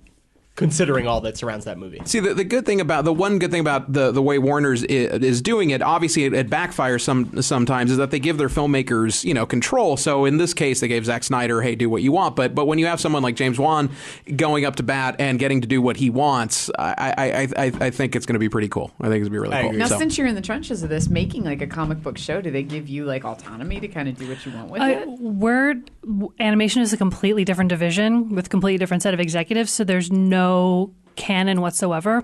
Like, actually, it sounds like shitty name dropping, but I actually got into a conversation with Max Landis about what was canon and what isn't, because he's writing Superman right now, and he's like, "Oh God, my bathroom break. Harley, your Harley Quinn hasn't met the Joker yet. Then how is she Harley Quinn?" I'm like, "Because it's for 8-year-old girls. Yeah. We're in our own universe. I'm calling us Earth Superhero High." So it's like, it's all different. And like, I've had people come to go, "You're working on this cartoon show for 8-year-old girls. So who's the villain in Batman versus Superman?" I'm like, I don't know. We have nothing to do with that. It doesn't matter. My daughter loves that. She's watched every single one of those little shorts that you guys have. She thinks it's amazing. She thinks Harley Quinn is like the greatest superhero ever. And we're like, what happens when she gets old and she becomes a villain? It doesn't matter right now. She's young. She's fine. So. Yeah, one of our crew members had to have a serious conversation with his 7-year-old daughter about what an anti-hero is and about how she couldn't read Harley Quinn comic books yet. Just like, you know. That's like baffling. It's so upsetting, especially like in the context of, I understand that people like darker versions of these characters or versions of these characters that delve into what they mean philosophically, but the concept of, here are these comics that you can't read, comics for kids that you can't read. Like, you're a kid, these were originally intended for you. I'm sorry, this is too ultra-violent. It bums me out. Well, the Harley that they're writing right now, well, I mean, I don't have a 7-year-old daughter, but she's not as dark as they've taken the character. She's actually pretty light and fun, and I've been really enjoying the recent books. But there's a lot of comic books that are written for kids. Of course, but I think the way they did it in Batman vs Superman, the way they took that to a giant screen, it bums me out. Of course, I'm stoked on the levels of subtext and interesting, obviously depictions of Batman. Way to go, Mike Mendez. But if you're like, I can't buy a comic for my kid, I was like, I'm excited for Suicide Squad too. There, I said it. All right, I'm done. I got 3 words to change topics. Fuck Eli Roth. All right. Let's roll to the next one. The debates have begun. The debates are on, You can delete that comment, and then we're going to start. No, we're not deleting it. You Is he a big fan of the show? Most he listens really every awesome. week. I will say pizza. one of his films is on my list. Okay. And you're like a diehard fan of Knock Knock. So. I'm not a diehard fan. You're totally film I was of the so year. let down Elric by the Kane's rest of his Knock Knock. filmography that when I saw Knock Knock, I was mildly amused, and therefore I became a champion of the film. I guess I need some water. Though. I haven't seen it yet. They're running out of beer, so You need water. There's one more. Luckily, there's a brewery next door. I'll go next door. Yeah. You guys just talk about shit. Well, you know what? Before we jump into debates, what I want is some of our, obviously people listen to us, and Mike's been on the show a few times, but I kind of want people to get a sense of both Sam and Paula's tastes in general. So maybe you can shoot off some of your personal favorite horror movies, so we get a sense of what kind of genre stuff excites you. Paula's eating, so go ahead, Sam. Paula brought crackers and cheese, and it's awesome. Well, what are and your vegan cheese, which may thaw top out one day. 5 movies? Oh, okay. Stuff like that. My favorite movie of all time, I know you, if I had to say, is An American Werewolf in London. Right. I think it's the greatest movie there is 100% agree. in all the land. I would say, honestly, with the top 5, because you're looking at films that are really towering, you're going to hear a lot of things that you might recognize or be like obvious. I mean, so I think American Werewolf, I think Rosemary's Baby, I think Suspiria. Yeah. If I had to go a bit stranger, I think Alucarda is one of my favorite movies in the world. It's such a special... I remember when you hadn't seen that movie, and I was know, like, you blew Sam, my mind with have that. to watch this one. I have Bekah to blame for that. It's a movie that really kind of took me by storm, and that level of kind of insanity, which is matched in Possession. I think Possession is another one of my favorite movies in the world. I think it's actually... I had it on my underrated list because I think it's a movie that people now treat like a what the fuck experience. Like, oh, you need to see this movie because it's so insane. But I actually think Possession is a really powerful movie about... depression and grief and divorce, and it's a movie that's so emotional. If you engage with it on an emotional level, it would really blow you away. Things like that, things like Picnic at Hanging Rock. I love that movie. I think it's a horror movie. 2 movies you need to check out if you have not, because I know how much you love Alucarda. Deliver Us Not from the Devil. Of course. Okay, have you seen Poison for Fairies? Yeah, of course. Okay, making sure. Okay. Done. Of course. That director is so amazing. Carlos Enrique Taboada. He's a filmmaker that deserves so much more love. He made that. He made Even the Wind is Afraid. And there's an amazing film festival in Mexico called Morbido. And the programmer there, Abraham, I had an amazing time in Morbido. It was like west of Mexico City. It was out in this small town called Pátzcuaro. I think now they do it in Puebla. I'd seen Even the Wind is Afraid, and I told him about it. And he was like, you need to see him and Adrian Garcia Bogliano, who made Cold Sweat and Late Phases. And he's Argentinian. Here Comes the Devil. Yes, he lives in Mexico, though. Oh. And both Adrian and Abraham were like, you need to see all the movies Taboada has made. And Abraham mailed them to me in this weird package. I don't know what he was afraid of, but they were written wrong. Different titles were written on all the DVDs. But yeah, Poison for the Fairy is one of them. That movie's absolutely incredible. Awesome. I talked about that one a couple of weeks ago when I was doing a bunch of Mexican stuff. It's such an essential witch movie. It's a great killer kid movie. It's such a weird, wonderful fever dream of a movie. Cool. But yeah, those are the 2 movies I like. I like very visual, hyper visual stylized. I want to feel the pure cinema of it. I love De Palma. I love Argento. I think Sergio Martino is the fucking man. That's all my shit. And Dare Fan. I think Dare Fan's become one of my favorite movies in the world. Oh, I said Deliver Us Not from Evil. Dare Don't Fan deliver I know us what from you meant. evil. Beyond Fest, I believe, last year, right? Dare Fan Was it? Beyond Maybe. Fest? Yeah, I think it was. I didn't get to it, but I saw it advertised. Yeah.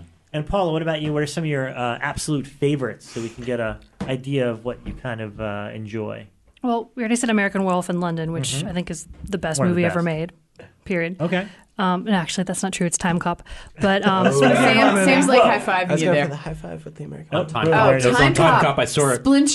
Split on the Counter. That's the right one, right? Yeah. I haven't seen it in a while. Yeah. I mean, he does the splits in all of his movies. But it's a great drinking game, by the way. If you're watching a JCVD movie, every time he does the splits, drink. If you want to get hammered, blood sport. I like the abbreviation of his name, JCV. Oh yeah, it's nice. JCVD. Evil Dead 2, of course, was like. I saw it in college, and then I immediately made a zombie movie with a shotgun in it, because who didn't? Masterpiece. And The Lost Boys is one of my favorites, and I think it's just because my mother was a huge cinema lover, but really strict when I was a kid, and that's one of the first horror movies that I got to watch, like, by myself, and like I didn't really watch a lot of horror until I was like in high school and I could drive myself, so that was a big one for me. But we watched The Lady in White a lot, which is weird because if you actually go back and watch it as an adult, like there's a child molester in that movie. And my mom thought that was okay, but I couldn't watch Jaws. Unbelievable. Yeah. And I like a lot of like the 50s, 60s. I like camp a lot. And I'm big on the mad scientist turning a person into a monster, usually himself. I haven't yet, but it's on my list now. Like Monster on Campus, I Was a Teenage Werewolf, Blood of Dracula. Like those are huge ones. Good. Yeah, you should check out Blood of Dracula, man. It's exactly I Was a Teenage Werewolf, only it's girls and it's a Dracula. Wow. It's fantastic, and I think it's out on DVD now. You also have like for people can't see you, but you also have a retro 50s style a lot of the time when I've seen you at events and stuff. I am wearing a dress that is as old as my mother. Yeah, and the Tingler, but I watch that every year at the Cinefamily. Cool. In Perceptive Vision. Yes, my boyfriend's the one who does that. Oh, really? At the Cinefamily every year. That's yes, cool. Yes. So he actually wires the chair. He does. He figured out how to do it. Oh, that's cool. Wow. And then I run in dressed as a nurse and revive somebody, and it's really fun. That's cool. I had no idea you guys were behind that screening. That's badass. I have yet to make it to one of those, but I got to do it. Oh God, you got to come out. Look, it's so much fun. Yeah. A couple of years ago, Film Forum. Do we ask Mike or no? I'll make it fast. Do you want to give your favorites? Evil Dead 2. Well, the main reason I want to get into it is because one of them is The Exorcist, which I heard somewhere at this table. Well, we're going to start with overrated classics. So why don't we just jump right into Mike, make sure a bunch of mention all your friends' films. Sure. I love Saw. I love Dead Hate the Living. I love Dog Soldiers. Dog Soldiers. Great film. Any other Tales of Halloween's good. Tales of Halloween, excellent film. Excellent film. Taking over Box. Grace. Yeah, totally. I love Hatchet. Snow. Wait, you went too far on the podcast war. Calling you out. Hatchet's actually on my overrated list. If we want to get in that later. We'll get there. All right. So, but Evil Dead 2 and Exorcist are my two favorite horror movies. Pink Floyd, The Wall, and Raiders of the Lost Ark are my favorite. So who wants to start the overrated? Lost gag in your film. I loved it. Overrated classics. Elric? You know what? I'll start by making a statement. This is really fucking not easy. This was an idea that came up from Bekah a long time ago, and me and Rob both went, that'll be terrible because we don't want to be haters, but then I realized it's not really about hating movies because somebody here is going to love these movies. It's more about like talking about, I think it's less, is it overrated or it doesn't work for you? Yeah, it doesn't work for you. And this was really, I'm not kidding, I pulled up like one of the Time Out lists, the new Time Out list that just came out, which is a good one. And the New York, a lot of people we probably all know on this list making comments. And in the top 100 movies, I struggled to find a single one that I would call overrated. I've only got one. I've got a few that I'll put on this list that are classics, but not really. Only one that would be in the actual list of classics, and it's not that it's a bad movie. It's just a movie that's never really done anything for me, and that's The Omen. The Omen has never been that jam. And I know why. Let me just preface this by saying any film. Weirdly enough, I don't feel this about Exorcist. I can't explain this. Any film that relies on religion for the scares to be the thing, that there's a proper way and the religion is the only thing that can beat it away. For some reason, that doesn't feel like Exorcist because Exorcist takes things with the creatures so far, but something about it's a well-made film. And that's probably why I'm sacrilege, because I remember when the remake came out, I was like, I really like that. That was fun. And everyone was like, it's terrible. And I was like, it's because I don't give a shit about the film, really. And I should revisit it, and because Kane, you're wrong. Yeah, I might be wrong. Creepy kids, evil dogs. Okay, it's all for you, Damien. Creepy kids does nothing for me. I am the last creepy kid fan here. I am not a creepy kid. In fact, most movies are ruined for me. Don't open! The creepy kid in Possession's great when he jumps in the water, but it's good. No, in general, if it comes down to it, that the scary part is, the kid's scary, I just always am like, who cares? Kids are scary anyway. Damien does have a weird voice in that first movie. Yeah. don't kill me, Daddy. But Whatever he does. see, for me, The Omen had like something at stake. Like there was something big that could happen if shit went wrong. And I loved, it wasn't even so much like the religion angle, but like almost the possession of that. I did it all for you, Damien. Oh, just so good. the creepiness of that. Just, oh man. Great that messed score, me up too. as a Yeah, the kid. score is great. That scared the crap out of me. good The maid doing the The I did it all for you. 666 on when she's shaving his head and she sees it, I was like, Because I've had to go to the top echelon, we will start. The first round will just be anything that's in that top tier. If you don't have one, that's fine. But before we move to ones that are like, yeah, we all like them or we don't like them, because that's only fair. Because it was hard for me to pick one. I can honestly say I wouldn't say I dislike Omen. I just am like, yeah, it just doesn't excite me. That one has one of my favorite on-screen deaths of ever. Which one is it? The decapitation? Yeah. I mean, and it's so good that you see it 3 times in a row in slow motion. It's almost good. That's By the good. way, in case you missed it. And I have 12 years of Catholic school behind me to add to the Omen. The See, fear despite teaching at one, I never went to one, so I have no Catholic guild at all and don't which feel is it. why I think that this one probably ended up on my list. So I have The Exorcist on my list. Oh, dear Lord. I know. That's because right. This is why we did this episode. When's the last time you saw inspired it? How many times have you seen The I've Exorcist? seen The Exorcist a lot because it was one that You I need to watched. rewatch it. I probably do. The last time Immediately. I saw it was in the 2000s where it came out with the weird spider walking down the stairs scene, which Right, that was actually fucking freaked rad. me out. Yeah, no, that one actually did freak me out, but that's the last time I I saw mean, it. I can do that spider walk. That's not that scary. Oh, okay. Paula's No. going to demonstrate. Bonus feature. Walking She's the spider room like walking that, around the I'll room probably right just now. like wet myself from it. But this was the one that my parents showed to me because my parents never stopped me from watching anything. If anything, they encouraged it. Right. So at like a really young age, I was like really into horror, and Mom was like, "Oh, I'm going to show you The Exorcist. It's like scariest film ever made." I had never been to church at the time. I had, but it'd been like Sunday school when we stopped by the time I was like 3. So I really had no understanding of Jesus or God or the devil or anything like what these priests are doing or anything like that. And my mom showed it to me, and I was just kind of like, it's a girl in a bed. Right. Just don't go in the room. It was, and I still, when I watch it, I still have that same kind of like, it's just a girl in a bed. Even if she's possessed, man, you've got her so tied down, like she's not doing anything. You're sitting next to her. So it's weird. Wait, that did you I miss still, some of the parts? Like, there's a part I where her know, head she goes like, around. her head the part where she rotates. pukes on. She does I know, stuff. she levitates and she like imitates his mother. So I get it. I get why it's scary, but for some reason, it's just never resonated with me. Whereas Exorcist 3 fucks my shit up every time. That's a good movie, too. So, yeah. See, I'm a big believer on how and when you saw a movie has a huge amount and what you came into it. And so there are certain movies that when I saw as a kid on a VHS did nothing for me. The Exorcist was one of them. The Shining was another one.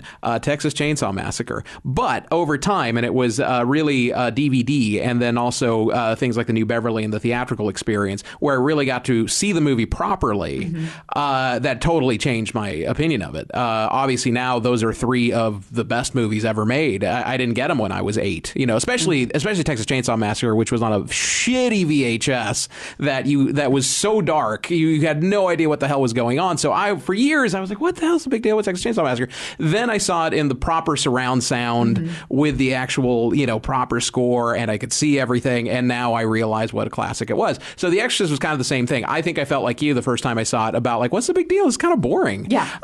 But I don't know. I think there is just for similar reasons that I love Exorcist 3, there is just a very dire, godless world that they create, and there's an atmosphere and a vibe, and it's in the beginning, and even as I say it, I'm getting chills talking about it. Even in the opening with like the eyeless guy that just kind of looks over, and the dogs. Part of the dig, I think, is the part that transcends just being a religious picture. I think it's that part that goes, this is bigger than just Catholicism coming to cure something. There's some real darkness that creeps in to that world with that sequence. And that's that sequence. And there's things in the movie that I can't explain why they creep me out. I have no idea that the dream sequence that he has with just seeing that chain mother? fall. Yeah, and the mother and the lack of sound as she comes up. The one scene in that movie, and this is the original, I mean, the spider scene, the spider walking down the stairs scene is obviously really freaky.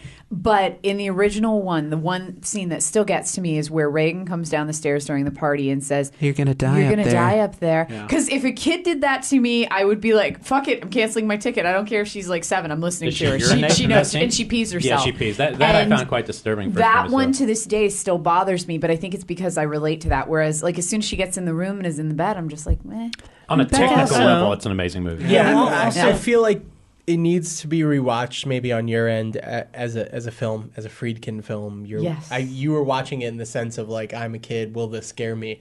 When you rewatch it and understand it as like, fuck, Friedkin's a master of cinema. Yes, exactly. And I love that you bring up the sound in the dream. It's like in Rosemary's Baby when they're out of sync and the nuns. Yeah. And it's that's actual dream logic. It's not when a film manipulates what a dream might be just to freak you out, but it's actual that real disorientation of a dream that is perfect, and her standing by the subway. And Bekah, I'm curious if you've watched it again since you've been a parent. I haven't. The last time I saw it was in the 2000s when it was a theatrical screening. So I wonder if it's going to resonate more for you now because it's about having a sick kid and not being able to help them. The sick kid thing will fuck me up now because whenever I see that in a film now, I'm like, oh, I can't handle this. Like I can watch a Law and Order episode about a sick kid, and I'm like, I have to turn this off. I can't handle it now. And I'd say don't bother with the director's cut or the version you've never seen before, because I think that generally that's a waste. But the original one I think is fantastic. See the best presentation you can. I do recommend the theater in it. Don't see it with a crowd, because I sometimes when you go to like the cemetery here in LA, the Forever, you get people laughing at it because it's like people laughing during Suspiria, and I'm like, shut up, this is genius. They giggle, and so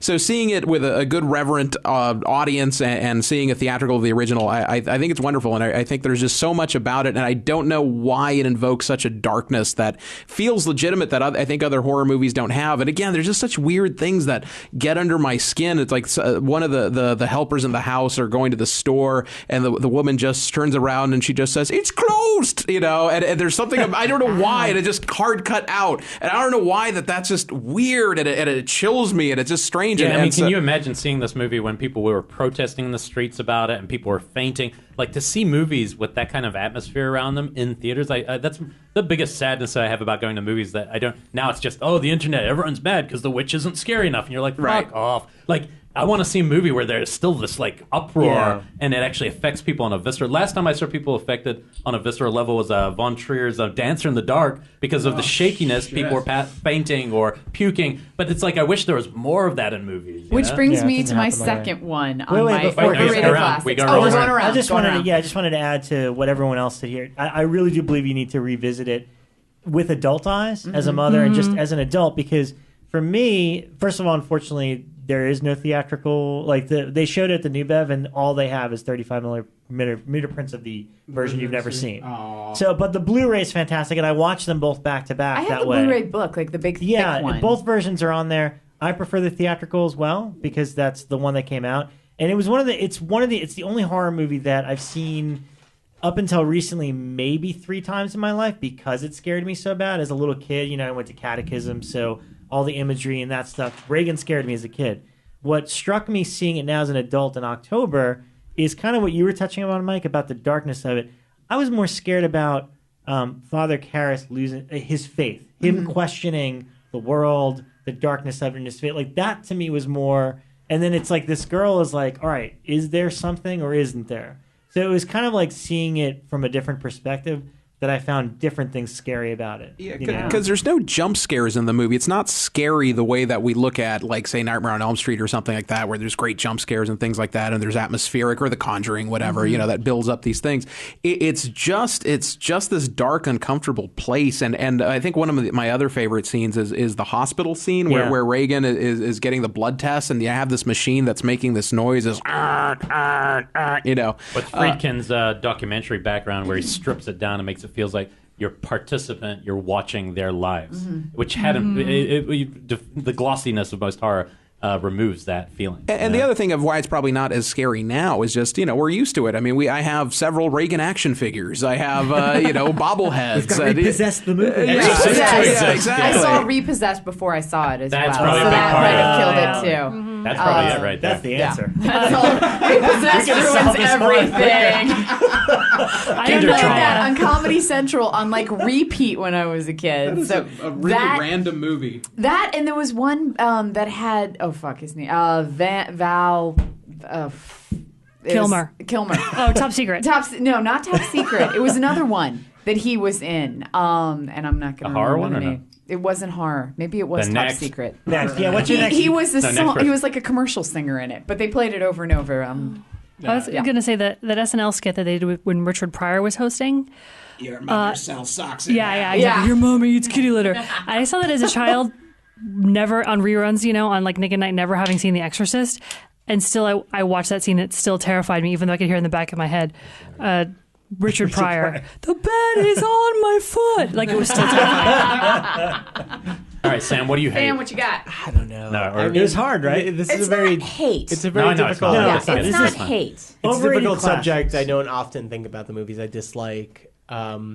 It could also be just you don't get compared to everyone else's fervor. Classic that doesn't resonate. It's probably not a controversial opinion, but I think Dracula has aged the least well. Which one? The original Monsters one? I have that one down too. Totally agree with that. It's not a particularly inviting film, especially when you view it in the context of things like Bride of Frankenstein and things like The Wolfman, The Invisible Man. Especially when there's a Spanish dude filming the exact same that film movie is on the same incredible. set and making a better movie. I do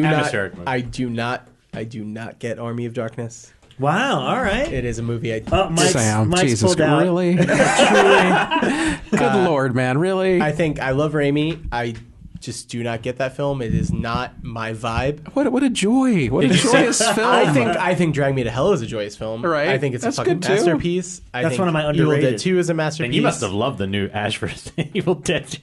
Yeah, I dipped out, dude. Exactly. I dipped from that show. You didn't like it? No, because No, if you didn't it's like just Army of not my Darkness, vibe. it's like I a mean- weaker version of Army of Darkness. I mean, it's Interesting. I think Right. I think it comes down to there's a separation of what your Evil Dead is, and it's not a matter of movie; it's a matter of character. It's Evil Dead 2 to me is the atmosphere, is the character, it's pure cinema. Then people love Ash. No arguments. Evil Dead 2 is my favorite movie of all time, or one of the. But I was right at that right time. I was in college. Totally. I couldn't wait. I couldn't wait for Army of Darkness. I bought the T-shirts. I bought every magazine. I got all my friends together and said, "We got to get in line like 2 hours early." We were the only ones there. It played in Los Angeles for all of 2 weeks. The second week was a dollar theater. I saw it 6 times. I believe it 6 times. I don't like knock it. I totally understand the love for it and the affection for it, but to me, it's just I like when Ash doesn't talk more than I like when he does. Sure. Yeah. No, it's I mean, I can see that because Evil Dead 2 he's still like one of the Three Stooges. He's still the downtrodden one, where in Army of Darkness, which is why I think I like that one, is that he is the action hero. Right. He is the Schwarzenegger parody. And so it's it's just the flavor that you like. It's a comedy. It's a flat comedy. I mean, and it's a different film than Evil Dead 2. I mean, it's not really a true sequel. And so I think at the time I was just really into Raimi. I was really into Campbell. It was just, again, it was a horror geek's joy. And one of the fun things for me growing up in LA is that I would seek out the test screenings. So I saw it twice, test screenings, got to see the original ending, got to meet Raimi afterwards and geek out on him. He got security to get him away from me now. But yeah, no, this is just a very special movie. Growing up, it just really hit me at that right time.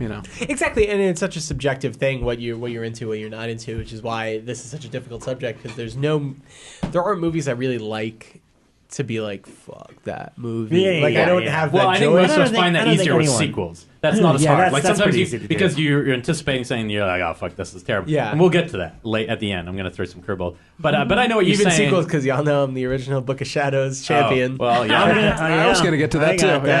Don't worry, I'll get to that too. We'll all get to We that might all one. have different opinions, but I think that's interesting. I loved it when I was young and saw it. I didn't really care for that version of it that was in the Ash vs. Evil Dead show. It felt like the parody was gone too far. But what is interesting that I've always been like you guys, Evil Dead 2 over Evil Dead, just in terms pure entertainment. But when I saw them both this year, when Raimi and Bruce went to the Beyond Fest, I gotta say, man, seeing one on a screen, which I'd never done in my life because I was a video kid and I saw Evil Dead 1 on video. That movie is so rad. Oh, yeah. The original Evil Dead on the liked big it screen more is amazing. than Evil Dead 2 in that moment. Yeah. In that moment, seeing It them is. back to back, I was like, yeah, that first movie is so entertaining. The effects are so creative. I can't even believe this got made. And the characters are, it's a different. They're very thin, but it was so fun. They're all great films. They're all great films, and so I think but I could also see why people don't like 3 because also it's not so much a horror as much as medieval Fantasy. action adventure fantasy, so it's different. It's like a sword and sandal movie. Yeah, It really feels There's like no it. blood. There's no gore. I mean, it really is very different than Evil But Dead 2. one-liners are on point. On point one-liners. I love that shit. When I was probably in middle school, maybe just starting high school when that came out, and I loved it then. Yeah. I'll throw an overrated one. Sam. Too young for it. Too young, I think yeah. that's what it is. Could have been. You could have been. I have a lot of old overrated classics actually. Not really, but actually, you know what? I've never Poltergeist never resonated with me at first, believe it or not. I don't know why. I think it's underrated. Poltergeist is underrated. I tried so really hard to think about why, and I really do think that's some shit.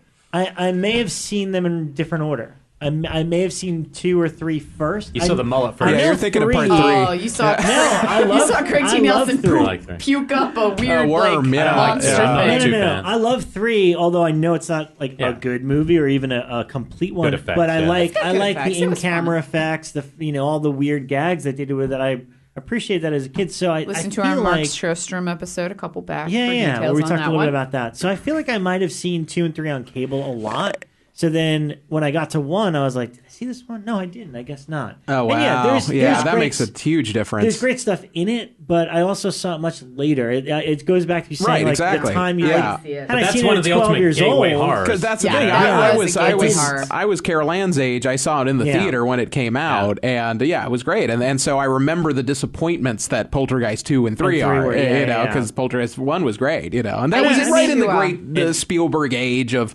the Goonies. And actually it was a few years later, but E.T. and Raiders, it was just in that golden age of Amblin Spielberg stuff, and it was great, and it's got his touch and a little Toby Hooper thrown in. It's great. I used to get this magazine, and this is like me in elementary school. Like I was Carol Ann's age. My mom used to order me I'd get Ranger Rick, and then I also got this magazine called Girl Talk, and it was made for preteen girls. Oh, I totally got that. You got that one too. They were talking about wearing your first bra and playing with lip gloss and things like that, but they did an interview with Carol Ann, this huge thing with Heather O'Rourke, and so I begged Mom to let me see the movie, and she went and got me the VHS copy, and that was I remember watching that. I was in elementary school. It was totally accessible for me, and that was it was I was already into horror by then, but it was very much like a gateway enforcing everything I loved. And not only is it a scary film for kids, a PG movie at that time, which was a really special thing, but great effects. The pool sequence with those corpses coming out. That feels very Toby. Very much so. That like a clown, a tree. The things that actually the clown is scare great. you The tree is great. The long-limbed ghost with the flowing hair is great. And it's an adult relationship. The big vagina that comes out of the closet is great. It also does that thing where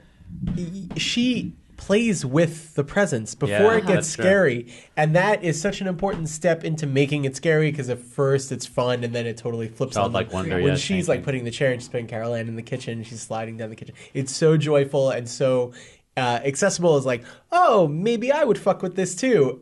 And then it turns. I love it. Yeah, that's brilliant. Yeah, I don't know, but again, I think what we're all saying is how we see these things. And I think I just saw it a little bit later than I should have, and with the with the sequels kind of tainting my original experience of the first one. Yeah, I really love that film. I've got an overrated one. Yeah, we've got you two to vote. Overrated, Mike. Do it. What you got? Oh, anybody? Oh, I was just gonna say I saw all 3 Poltergeist films in one night at a party in 5th grade, and I found 3 so much scarier than 1. We love. Well, you listen to the show. We love 3.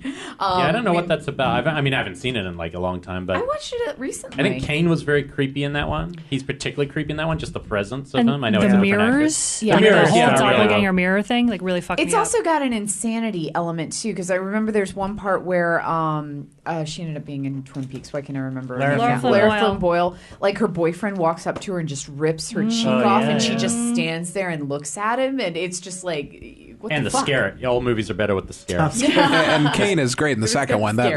He's awesome. That's so good in that. Yeah, totally.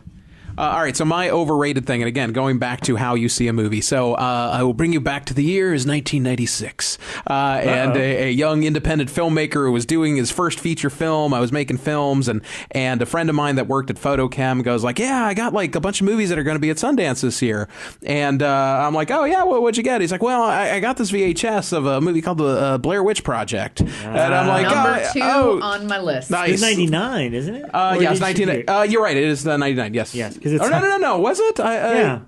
Well, maybe you're right. Maybe you're right. It Yes, is because I was in college. All right, I was working on my second feature film. I was working on The Convent at the time, actually. Right. And so he brings it over again, VHS, and we put it in, and it's already a shitty looking movie, even when they did a nice job and transferred it. So this was a VHS off the original video from it. It hadn't been purchased by Artisan at the time. It hadn't been sound mixed. It was just the shittiest looking fucking VHS you could imagine. And I found the girl so obnoxious. And I'm telling my friend, "Are you serious? This shit got into Sundance?" And then I'm like, "Do you see the fucking witch at the end?" He's like, "No." I'm like, "Turn this shit off." Wow. And a year later, it made $130 million, and I'm an asshole. Did you watch it on screen? It did much better. No, you did watch it? I did watch. Actually, I watched the DVD because then, of course, then I had to go pitch Blair Witch 2, which all of a sudden I loved it. Oh, great movie! Totally, it was really great. That's Hollywood. And so I saw the DVD, which was hugely improved. It was properly transferred. It was sound mixed. It was a good thing. So I will give the benefit of the doubt that I think how I saw it really affected it, because it looked terrible. It looked like beyond, not even like something that you'd see on YouTube or something. But with that technology from 15 years ago. So yeah, I never got into that.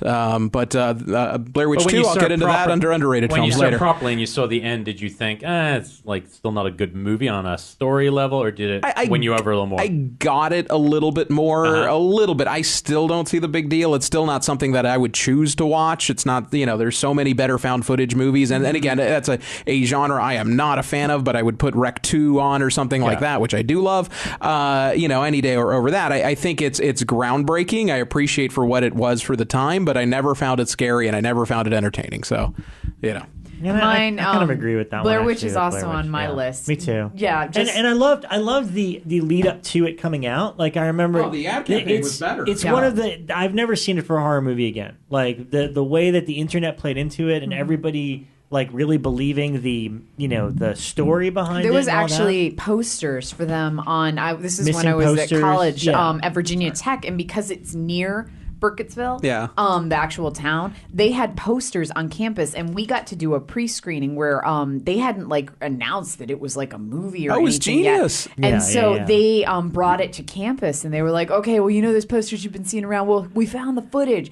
And as soon as it starts, it's clear it's like a fictionalized movie. But I remember, again, and this might go back to the way I was screening it, but we were watching it in this giant theater on campus with everybody on campus there, like thousands of people in our biggest auditorium on campus. And like 15 minutes in, I was like, I am going to puke. And by half an hour, I was like, I need air. And I remember going outside to get air. Like I had to leave the theater to go get air. And I walk out and there was so much puke in the water fountain that I was like, I am now going to puke. Like sympathy puking, because there is so much puke in the water fountain from people like leaving to go get sick. And I went back in and I sat through the entire thing. And it was a lot of it was just me, because the people I was in the theater with were screaming, and you could hear a pin drop, and at the end there were like gasps, and I was just like, oh my god, my head is kidding me, I can't drive home now. It's just, that was my only reaction. I do really love the last 10 minutes or whatever it is. I think it legitimizes the whole movie. The final shot is one of the most haunting. It's great. I didn't like the act of watching the movie that much. I was like, this is okay, as I was watching it on theaters when it first came out, and then when it got to the end, it almost justified everything I just watched, because it was a genuinely creepy ending that showed you nothing, and actually gave me chills. I felt the same way. I saw it opening weekend in a theater. I dragged two of my high school girlfriends to go see it with me who thought it was real. Oh, cool. And so I was like in the line, this huge line, like, it's not real, but don't spoil it for anybody, right? And one of my girlfriends who I've known since she was 4 stood up when they found the teeth and went, fuck this, and walked out and waited for us in the lobby. She didn't even watch it. But I didn't find it scary at all until I got home and went to sleep, and I had a dream about a guy standing in the corner facing the corner. This is how I always talk about paranormal activity movies. That when I'm watching them, I'm not jumping out of my seat. If it ends and I watched it at home, if I'm by myself, I start looking around, because it's about the normal. It's horror in the normal setting, which is again, it's like it's so interesting how much more powerful the imagination is, because before the movie came out, you're reading all about it. They put out a soundtrack. There's no music in it, but they put out a soundtrack. It's like Josh's mix CD, right? And you put it on, and there's snippets in between the rock songs of dialogue and stuff. So I remember being terrified of just audio. Listening on my headphones, there's audio of like in the movie you don't fucking see anything, and they're in the tent. She's like, "What is that? What is that?" And they start running. It's like, "Oh my god, run!" But you hear the audio of that on the soundtrack, and I was like, "That is fucking scary, whatever it is." And then you see it, and you're like, "Oh, there's nothing there at all." No, the star of the movie is the marketing campaign. That was truly brilliant because everyone I knew believed it. Everyone knew that, like, oh, this is real, and they had the website and all this stuff. It was was like of the internet. It was very totally early in marketing campaigns. The most infuriating thing, I think I told the story once on the show before, but I worked at Tower Records, and in those days you'd get a advanced videotape of movies coming out, and of course it said, every couple minutes. At the bottom, it'd say, "This is a promotional video cassette, not for, for viewing only, whatever." So the Blair Witch one, I might even still have it. So I brought it home. I saw it in theaters. I'm like, I'm going to give it another chance on VHS. I'm watching this whole thing. I'm enduring the whole movie. And just as they're running into the house at the ending, it goes black and it says, "To see the conclusion of Blair Witch Project, buy it on video, so-and-so date." And I'm like, they did that with the fucking promo video? That's incredible. Like, they didn't Brilliant. have the ending on there. Wow. So, bastards. Screw them, but Blair Witch 2. What about you, Paula? We'll leave Blair Witch 2 for now. Yeah, What you got, Paula? It's a special movie. The first one on my list is a movie that I can't stand. It makes my skin crawl. It's Re-Animator. What? Wow. Yeah, I thought that'd be controversial. Wow. Okay. And I had somebody... Everyone gasped. I was like, bold choice. Yeah, I hated that movie so much that I've only ever seen one other Stuart Gordon movie, and that's Dreams in the Wish House, and that's fucking shitty too. Thing. Yeah. Wow. Yeah. So you are not a fan of Uncle Stu. I just, and I had one of the guys in trivia, I don't remember his name, explain to me, he gets in your head, and he's like tapping over it. He's like, "That gets in your head. It's on purpose because you're a woman. It's getting in your head." Just and I'm tapping like, Mike Mendez's head. tapping Mendez's head. Because you're a woman. And I'm just like, that movie made me feel like squidgy inside, and I hated it. And Oh man, you'll really What? dislike I'm just From like- Beyond. Yeah, From Beyond is like pure squishy. That's There's all nothing else squishy. there. Yeah, And this is why I haven't sexuality, seen that. sexual Now, when did you Yeah. first see Re-Animator? What was, give us context. I was an adult. I feel like it's one of those things that, because like I said earlier, I got into horror late. I didn't even see Evil Dead until I was like 22. So 3 years ago.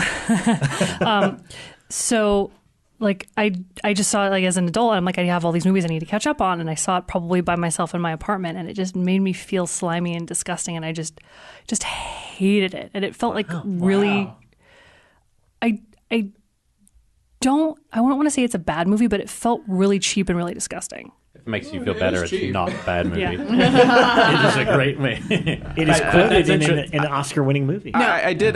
Beauty. The thing that was special about it for me was I didn't see it for. I mean, I was probably like maybe 14 when I saw it for the first time. But when it came out, I couldn't see it in theaters because it was unrated, and they wouldn't show you any clips on the TV commercials because the movie was supposedly so scary that they can't show you anything because it was unrated. And so me and my friends were like, "Oh my god, it's got to be the scariest movie! They can't even show a clip on television." And so it totally worked in me buying it. But I like funny horror.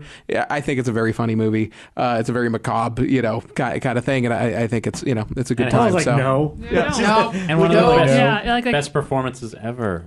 I mean, like 3 of my favorite horror movies of all time are like Nightmare on Elm Street Part 3, Evil Dead 2, American Wolf in London. Like, I like horror comedy. Right.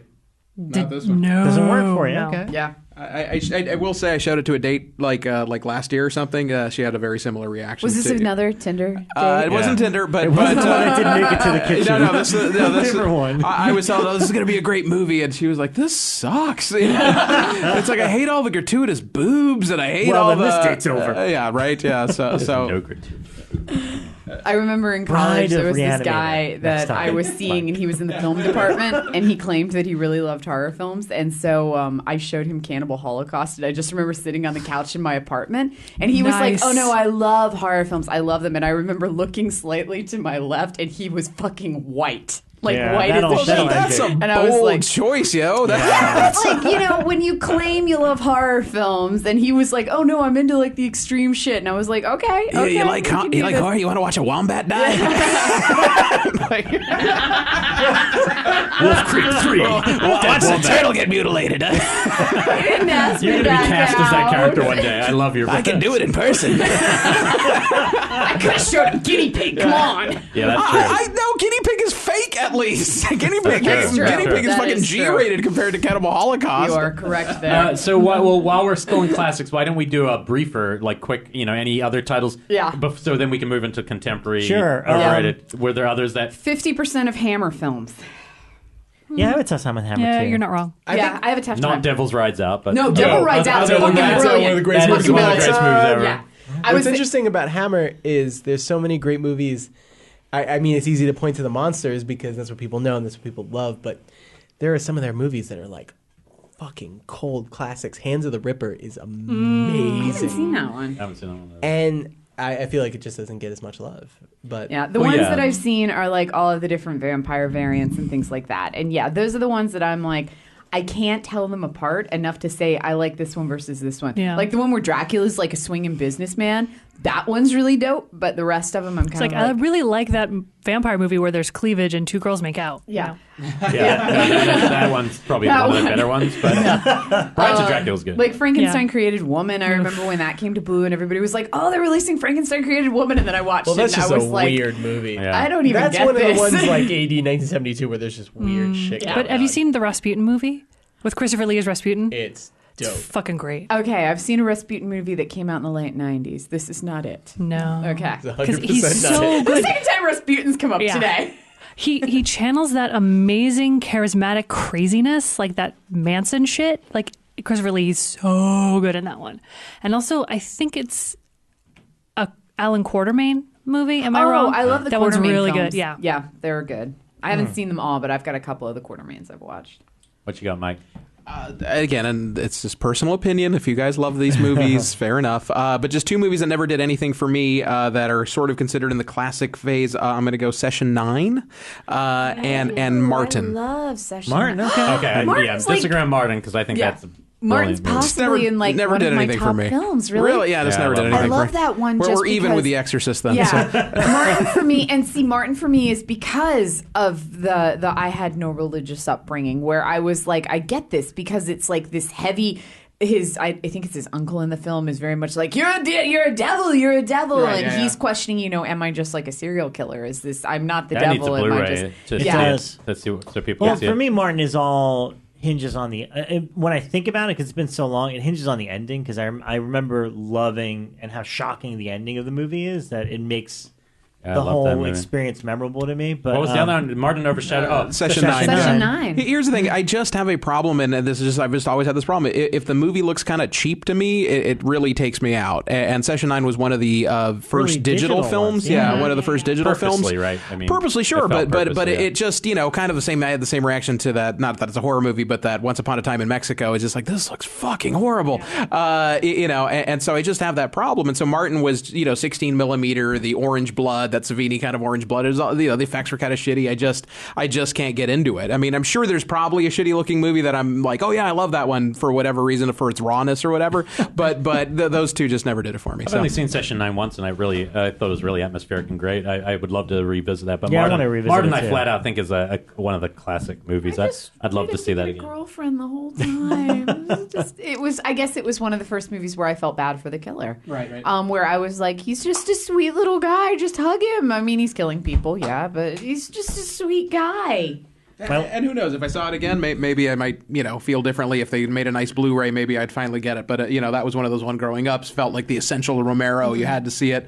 But, there's some hit and miss Romero, as much as I love him, It's one of the films that really benefits from watching through adult filmmaker eyes and Right. looking at Romero and the subversive stuff he's doing. I mean, it's so interested in not even horror cinema, but experimental cinema and Right. political cinema, and that's what's really cool about it. What all the things he's doing on a human psychosis level, but even just the random stuff, the parades that go through, and the very street level politics and recession, Which is always where he wanted late to go with 70s. his I feel like right? Bruiser kind of comes in the same kind of type Yeah, I don't like film, Bruiser. which is Yeah, I another didn't one like I don't like. Bruiser. Bruiser To didn't me, work they're for kind me. of in the same kind of Romero. Cool idea, I don't I care. put Martin and Season of the Witch in the same category because they're both these kind of psychosis films of, am I a witch or is this shit just happening on its own? Or am I a serial killer or am I a vampire devil, as my weird uncle And says. Season of the Witch is a politically minded movie That's too. probably Definitely, that was It's very feminist. feminist. I was waiting to see Yeah. a nice copy. I think there is one now. Here's a DVD, I decent think. copy but out there. I have the don't know about a DVD. Blu. It's not so pretty. Yeah, it's an old. It's an old Anchor It's Bay. an old one. What's funny about Romero is Knight Rider is literally one of the craziest movies of all time. You're just it is so wacky. Yeah. When I think of the wackiest movies that ever That would be a hell of a existed, pitch session, right? That would be.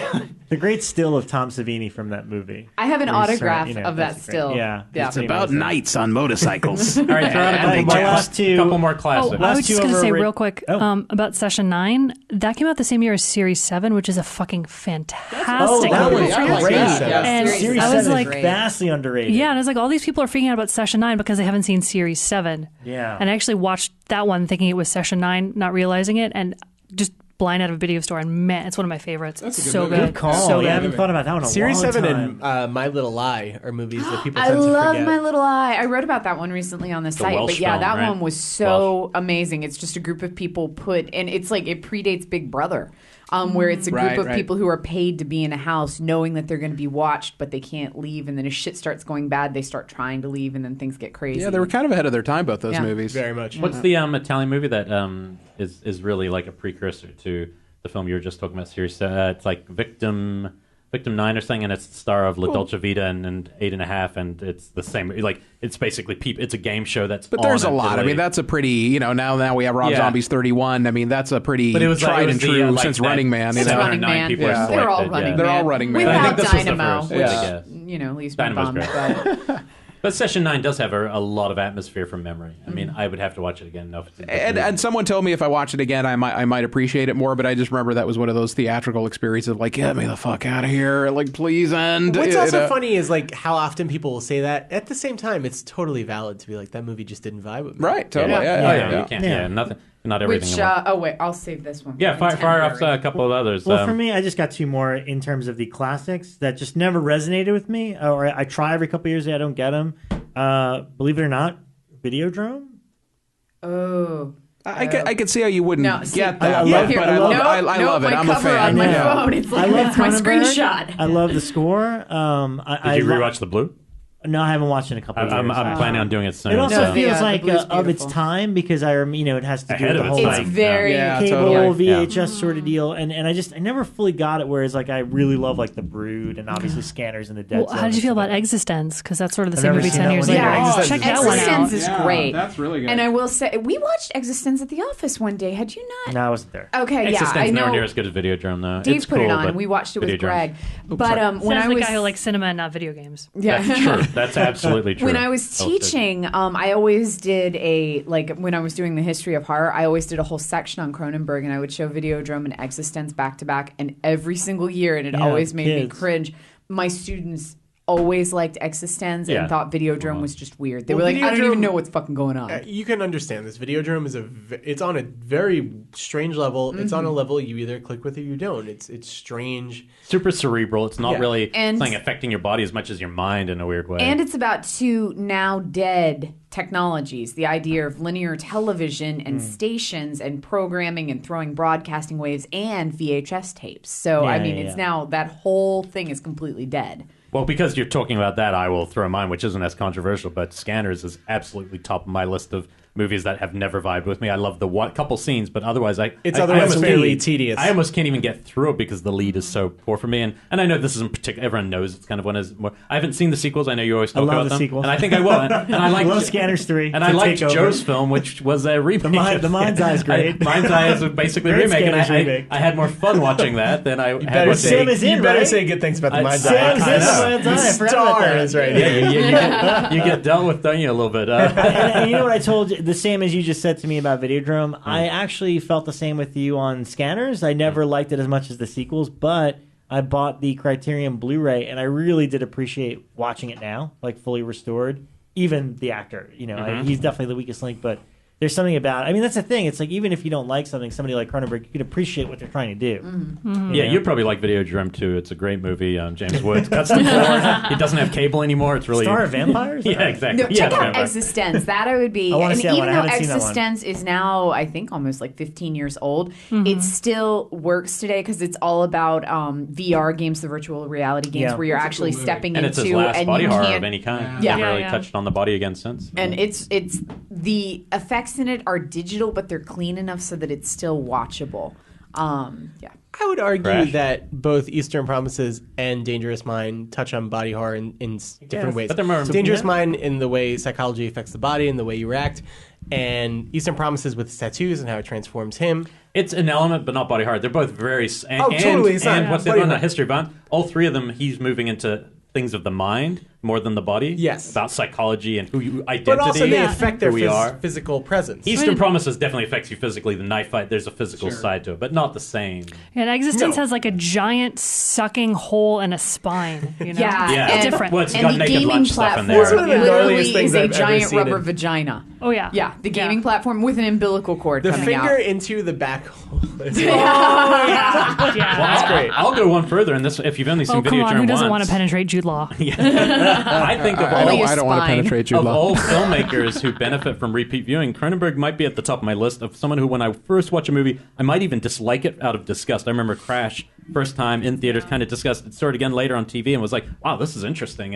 And I think, same with Dead Ringers, and we've talked about a lot of his movies because there is something that kind of keeps you at arm's length about it, and you're kind of scared to admit maybe about your own what you're interested in or sexuality, but he went there in all these movies. Yeah. He always went all the way. That's the thing about Cronenberg is that I can see how someone could not get their stuff early on, and it's upon either repeat viewing or you get it or you grow into it because I like my brother and I used to watch horror movies and he hated Videodrome. He didn't get it. I've always loved it. I've always loved Existence, but I think Cronenberg, in some ways, like my favorite Cronenbergs are actually his most commercial stuff, as The Fly and Dead Zone. You know. I love that. Perfect movie. Dead Zone's on my list of overrated. I never got into that. Are you serious, really? Wow, Cronenberg's all over the map today. Yeah. There's at least But that's one the of thing. them. But that's what makes him an interesting Yeah, filmmaker. that's He is true. totally one of those polarizing Yeah, filmmakers, and that's what's kind of cool about it. Dead Zone was just... Atmosphere I out the wazoo. don't Come know on. how you make a movie where some guy stabs himself in the face with scissors boring, and Cronenberg did it. I love love the Dead Zone. I love it. Atmosphere. Yeah. It's dread. I feel we're living it now, where we totally have that. Yeah, this is- I'm waiting for Trump to Trump block zone. himself with a baby. I'm waiting for it. Joke the other day too. Man, there's one. I'll just throw this out there, and I've only seen it once, and I like a lot of his other. This makes every list, and that's why actually I'm saying it's over. It always makes these lists of top 20 or so. Devil's Backbone. Sorry, I so many people. 100% agree. You know, I saw that in theaters, and I was like, oh, I don't like this anywhere near as much as Kronos or the next one, even Mimic. There was just something about it. I just felt like, I don't recall I'm just not it enough into to it. defend it, but Technically, I I really could tell liked how it when well made it saw was. I could Yeah, see, yeah. Birth of a Great Filmmaker. I was like- never into that movie. It's like it's a very competently well-made Yeah. film. Not for me. And the reason I'm saying it's at all. overrated because it appears so high on a lot of these lists. You'll see a top 100, it'll be like 19. I'm like, and then I'll see something like, I don't know, the fucking Entity at like 99. I'm like, fuck you. That's insane. That film's horrifying. Like, so I don't know. You know, it's. I like it, but I could say it's kind of overrated. It's certainly not one of his best films. I'd take Pan's Labyrinth or Pan's Labyrinth. I think day Pan's over. Labyrinth is his like most overrated film. Really? Wow. Oh my god! Oh Yeah. I think that's It's what. it's But like by that it's rationale, like, what's good of It's his like films? Sucker Punch if you take the rape metaphor out of it. That's pretty much That's going on the poster. Retro Punch poster. without the rape metaphor. I love Del Toro. Just that movie just did not hit for me at all. It's like a storybook with one narrative in another narrative in another narrative, and I'm just bored. But it sure is pretty. And isn't Doug Jones good? But is there You know? anything of his The you like claws then? are If that's out. overrated, what would you like of his? Blade 2? Hellboy. Chronos. I love Hellboy Chronos. Hellboy 2. Yeah. I like Blade 2 more than all those. No, ones. Mimic. too. Blade 2 is Blade well 2 done. was fucking Yeah, great. Blade What 2's is it? great. I just blanked out on what I was going to say. Did you We'll like just all Mimic. agree. Mimic. Yeah. Crimson Peak? Did you see that one? I did.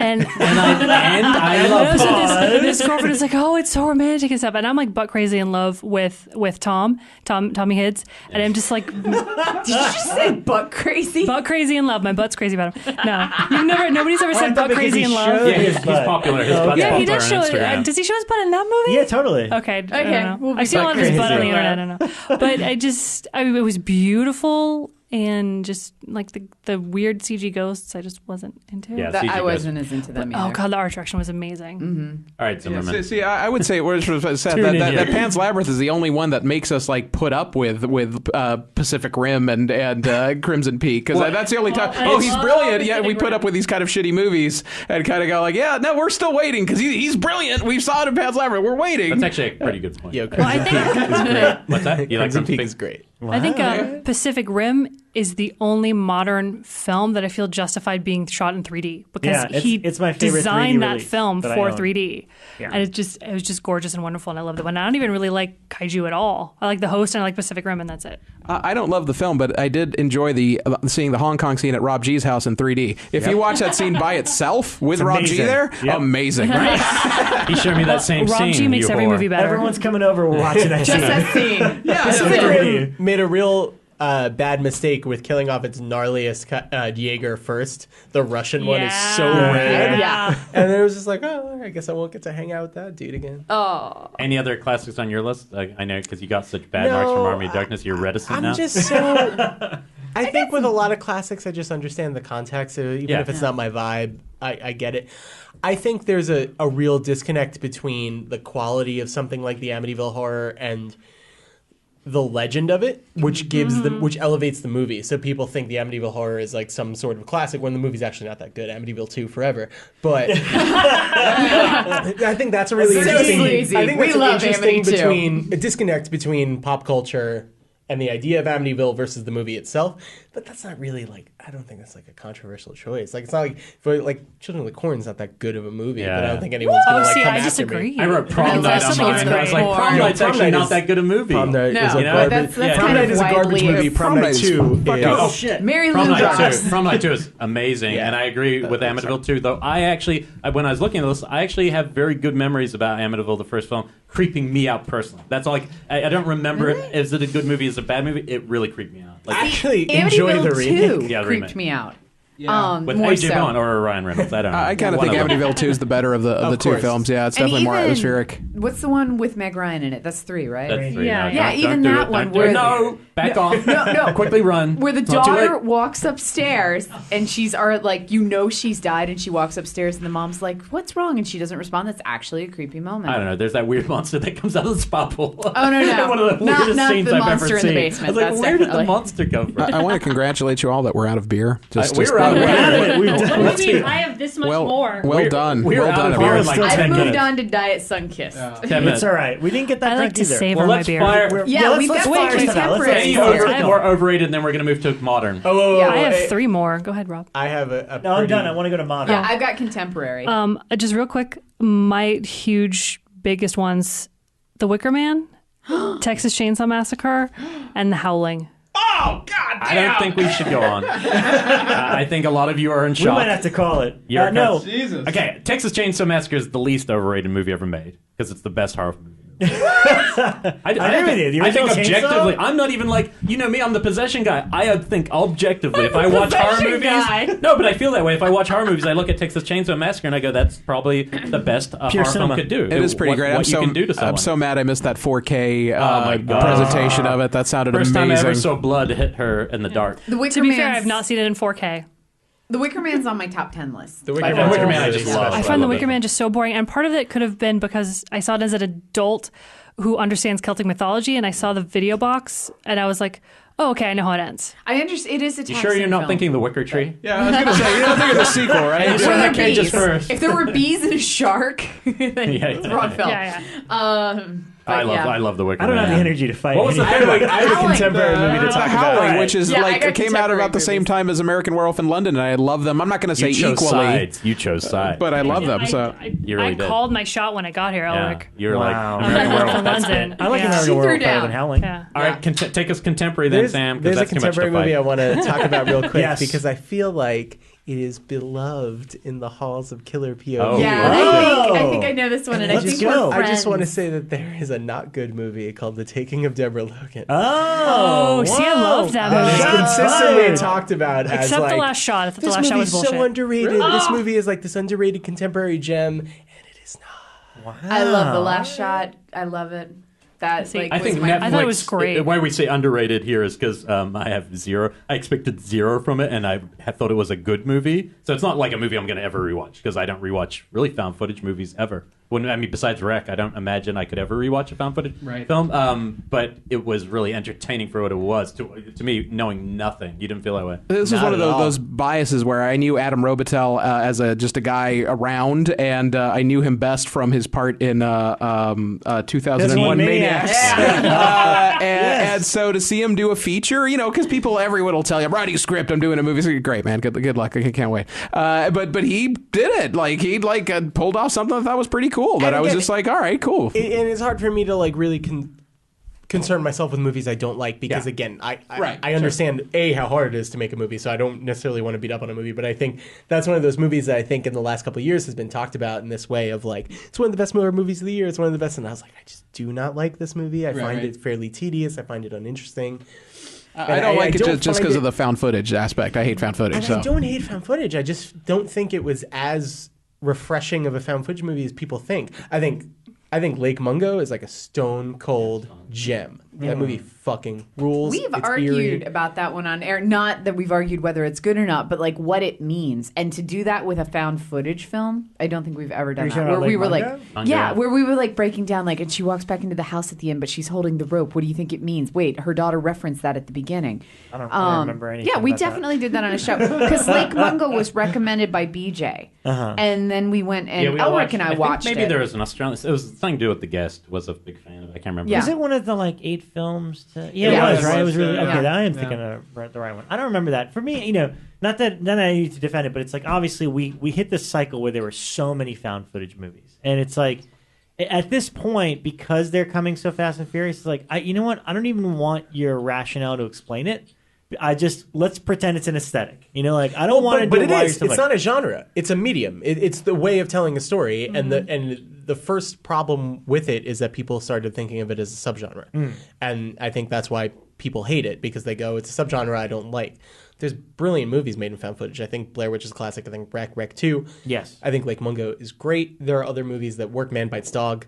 Cannibal Holocaust, obviously. I love that one. That's more faux documentary, but I guess but it's of that. It still works. It's of that ilk. It's a medium. It's a faux doc. People think of it as a subgenre rather as a way to tell a story. And you know what? Like most movies, people are going to tell a story worse than they are going to tell it better because the better ones are the few. Kind of connected to what you're saying. I've got the big words here saying Cloverfield in my overrated. And I much preferred the 10 Cloverfield Lane. Everyone's excited. Oh, Cloverfield's going to have connection. And I was like, the first 80 minutes of 10 Cloverfield are so well made and so there's actual tension there through acting and performance.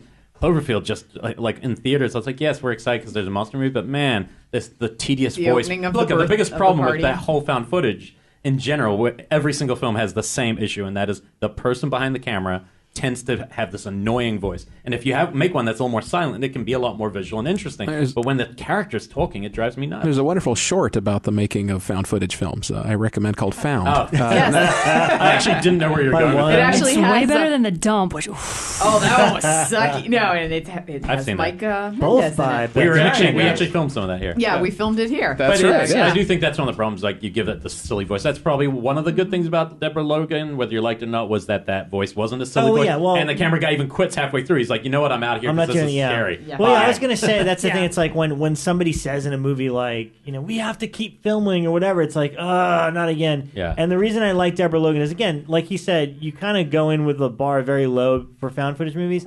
And I don't know, the idea of doing a documentary about Alzheimer's disease really resonated with me. It's all right, that's a cool in. They're doing a documentary on that. A way to get to the possessions. And it's we haven't seen a lot of things where it's there is a thin line between that behavior in old people, whether it's that or, it's are they possessed or are they just suffering from this thing? So that's what I really liked about it. I don't think it's the greatest movie of the decade, but I really liked it for using the found footage. Did we overdo it, Sam? Did we all overdo it on the show? Did we overhype it? I just wanted to drop that in there. Just I thought The Visit was more fun. The Visit's got similar tropes as Deborah Logan. I think The Visit's a really fun But use the of found footage angle annoyed me in that one as well. Yeah, it is pretty annoying. I do love Rec 3 because the cameraman that gets a steady cam.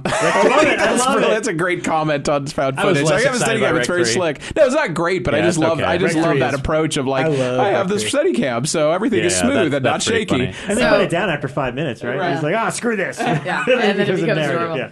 So my big one from last year, which I've discussed on the show before. Last year, Goodnight Mommy. Yeah, I didn't like it either. Yeah, that movie. I love that movie.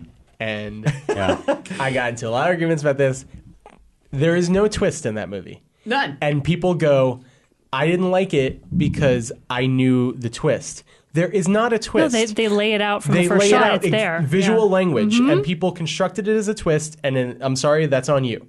It's a really terrific movie. Why did you point it back at when you said that? It's on me too. And I didn't even love it, but I think it's on her. That I because I feel like she just knowing she Okay, guys. me. So everything in Goodnight Mommy is my fault. No. Just everything. I get it. I was using you as a proxy of like why I got frustrated with people who didn't like it. But when you say fine. also when you look at a marketing campaign, I know it's different from a movie, but a lot of people in this room would have been influenced by the marketing campaign, which definitely pushed I definitely was. a different movie. It did. Yeah. And that's what and disappointed me. there are scenes because this And that's the movie danger. I was expecting. The scenes that they showed in the trailer that was the movie I was expecting was not even part of the movie. It was like those dream sequences where she's walking into the woods and then she's twitching. And I was like, oh, this movie is so badass and supernatural. And then I'm watching it and I'm like, that's not even in the movie. Yeah, that's the danger of like I know Elric really is an advocate of not watching trailers, and it's admirable. I don't know how you do. I didn't of that one, by the way. The trailer for that one really did Or the Witch. cloud my viewing of it. It's been sort of the best aspect of me not being a part of sites anymore. Yeah, like we have Fango to watch and Shock the trailers. Moving on to Shudder, I don't jump every time a trailer is released and have to write it up or have to do this. I can, especially for a lot of movies, I can just keep a distance and be pleasantly surprised by what it is. I mean, when I saw February this year, having seen nothing or even really heard about it, like I knew knew Oz and I knew a couple festivals, but when I just sat there, I was like, this is like one of the best experiences I'd had with a movie in a long time, where it just like washed over me and I felt those horror things that you hadn't felt in a long time. So I'm really excited when people finally get to see whatever the hell the title will be. So it can move two letters up the alphabet from F all the way down at F to B. Is that why they did it just for Netflix? I'm sure that's one of the reasons. I mean, God. there can't be any. But anyway, that's interesting, and I think that's valid. And what about you guys? Were there any other contemporary like overrated? Is that where we're still? We'll do over, and then we'll just quickly like go to some underrated recent ones, so we can end with love. You know? We're talking contemporary. Yeah, recent. I mean, again, and look, this is just my personal thing. And again, I don't dislike this movie. It was just one of those ones that, and I think you guys love it. If I'm not, if I remember correctly, I don't love it. I just thought it was fine. It Follows was like that was fine. Yeah, I'm not a fan. Elric thought it was like the movie of the decade. I think it's one of the best films of the last 20 years. I love it. There was like and it gets 30 better on seconds of second that viewing. movie that I liked. No. Just like, I think it's that's fine. just one. I enjoyed it. Get If it was like an indie film I saw at a festival, I'd go, oh, that was pretty cool. But I think, it was one of those things that's a victim of the hype. You go, and it's just like, and again, it's hard to scare me. We're all so jaded. It's just hard to kind of go that. Which is, I think why, something like The Witch really resonated with all of us, because it was like, holy shit, that really got under our skin. That was like, that was awesome. No, it did scare me. Like the jump scares. I thought it had amazing jump scares. But I remember being in the theater and being like, jump scare. Okay, now we're just going to go someplace else. I don't think of it as a jump scare movie. Now we're just going to go someplace else. I hate the logic in the movie. That's the thing that pisses me off. Is like there's no rhyme or reason, for a lot of it to happen. It just sort of like seems like they're making it up as they go along. Horror's not an algorithm. Yeah, no, I mean, logic. Look, I felt exactly how you did. The first time I saw it was a little bit on the overrated side because everyone's talking about how scary it was, and I tend to gravitate towards I really want logic. I really want an explanation for this. Sure. So the first time I saw it, I wasn't a fan of it, but I didn't hate it either. And then, I've talked about it in the show, and then like 8 months went by, and then obviously it's like the end of the year, let's do our list. And I just watched it again, completely alone, sound up, lights out, and just genuinely was creeped out from start to finish. The way the camera moved the whole time. And maybe I just need to see it again, because I saw it that one time in the theater. It just, the person I went with, she was frightened to beyond belief, but I was just like, I don't, jump scares is the last thing I think of when I think of that movie now, after having revisited it. It has nothing to do with that. It's just the way the camera moves, and you're constantly on edge about things that you're seeing in it. Now, again, I can understand, like, the first time I saw it, it didn't work for me that way.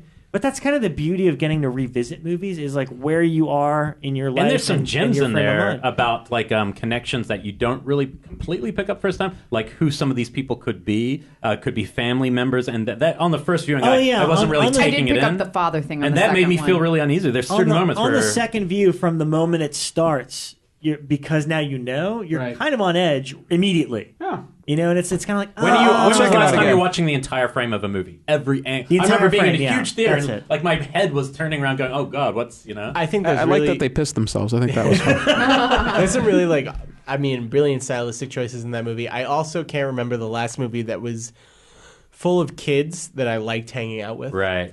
And that was a huge part of It Follows to me. Is I enjoyed hanging out with all of them, but also one of my favorite parts of It Follows was the suburbia they live in is tangible. And I feel like we've seen so many major horror movies about teens and they live in these fucking houses that you're like, right. I never knew that growing up. I've never been in that. Yeah. And she's like, homegirl has like an above ground pool. The screen door is kind of rickety. And it's like, I understand that middle class existence. Right, sure. And I really appreciated that. And again, most movies are shot in Pasadena. Right. And no one else lives in Pasadena. None of us grew up in Pasadena. Mike lived in Pasadena. The rest of us had I grew up in Haddonfield. I had an above ground swimming pool and a rickety screen door. So. And again, I don't dislike it. It wasn't the like, oh my God, The Witch. I understand. Like I get the joy, and that was great. But that one was just, it was all right. So. And then, secondly, and we already touched upon it, Crimson Peak was another one that was like, what the fuck? But how can that be overrated, though? Because that wasn't really rated that well, was it? Yeah, I guess so. Well, because, again, you find the kind of, like, people who kind of defend it eventually. Sure. And I will say the part of the reason I think it got under my skin was actually just me being an indie broke filmmaker and seeing, like, chairs and ottomans that cost more than what I make an entire year. and I just got so mad. Like, this story does not need $90 million. Yeah. And so that was... I was so excited for what is it now? Middle budget, right? Rated R horror movie, and and again, it's just like they spent all that money on snow falling through the ceiling, but it was gorgeous. It was beautiful, but still, I was like, and I think I went at it. Use that money. Right. I was expecting like a horror film, like I was expecting like a Victorian Gothic horror film, right? And it wasn't. But whereas I left it going like that's not what I was expecting. My husband Dave it's like his favorite film. Is it really? Like, from last year. The CG ghost pissed me off too. Amazing. All the CG in it is just like Guillermo's like one of the big proponents for practical effects, and it's just like, and he let it all go for CG stuff. That was a big disappointment too. But yeah, Dave, he just saw it as like it's exactly what it needs to be. It's not a Gothic horror. It's not a horror exactly. It's just it's wonderful. Saw. Ooh, bold. And I'll tell you why. I think James has become so much a better director with each film he's made. I love the ideas in Saw. But even when I was in the theater, I remember being in the theater going, these are a couple of the worst performances I've ever seen on screen. Sure. Danny Glover and what's his name from Harry Elwes. Harry, who are both really great actors in that film, give borderline to me, honestly. And I'm saying this with love because I think James has gotten better and better, and I think the work in Conjuring is like class act directing. I just think it's like abysmal. The film concept, though, is so great that I'm not going to say it's not a good movie. I'm saying it's overrated as being one. It changed horror in the moment it changed it. I would rather, if you told me I'm going to watch a Saw film right now, I'd probably watch Saw 2 for some reason, just because I'd have fun watching. I'll make a big defense for and Saw. I will rewatch it though because I haven't seen it in a long time. Well, but here's the thing about it, and this is where I appreciated it, because like God, if I saw it as a movie, so there's so many things that go into it, and part of the thing is that as an indie filmmaker, you appreciate what somebody does on $1 million on an 18-day shoot. Yeah. That was a very similar budget to a movie I made called The Convent, and it was in the same location, Lacey Street Studios, and I remember sitting there opening night in Burbank, and the audience had no idea if they were watching an indie film or if they were watching a big budget studio film. Yeah. Oh, that's definitely true. And that's where I keyed in for the first time. That dude's talented. Yeah. Like, because this audience has no idea that this is $1 million film. Like, I've made $1 million films. They know, it's a cheap, shitty $1 million movie. They didn't know. Right, they thought they were watching something a studio made, and that's how I felt when with Insidious. That's the difference. Yeah, when I watched Insidious, I felt like, whoa, this has been some big, great world being shown in a different... And I think you're keying into the same thing. It's just you're watching a talent grow, you know? Totally. And, I think he was like 26 or something like that when he made the first film. And, just from an independent film standpoint, he did the Cinderella story. He made, a short film in Australia, came out here, got it funded, got into Sundance, got a wide theatrical, and it became the biggest hit in the world. And for that, it's just like, I have nothing but mad respect for that, So yeah, I mean, I look at the first Saw because the thing is, a lot of people you say Saw and that means something totally different now because you're looking at it in the context of the franchise. Yeah. But I look at the first Saw. similar to the way I look at Cube, which is like you're watching a little independent movie and somewhere halfway through you're like, oh my God, this is just one room for the whole, like this is genius, it's that amazing. Idea. You watch the first song again, I think like 85-90% of it is in a room, like literally. Like, I don't know, like you see that and you're like, it's kind of inspiring being that, you know what, you can really execute an interesting concept and idea and do very little with it in one room if you can get away with it. I think I've only seen it the one time in theaters, and I liked it as a movie. I was excited walking out.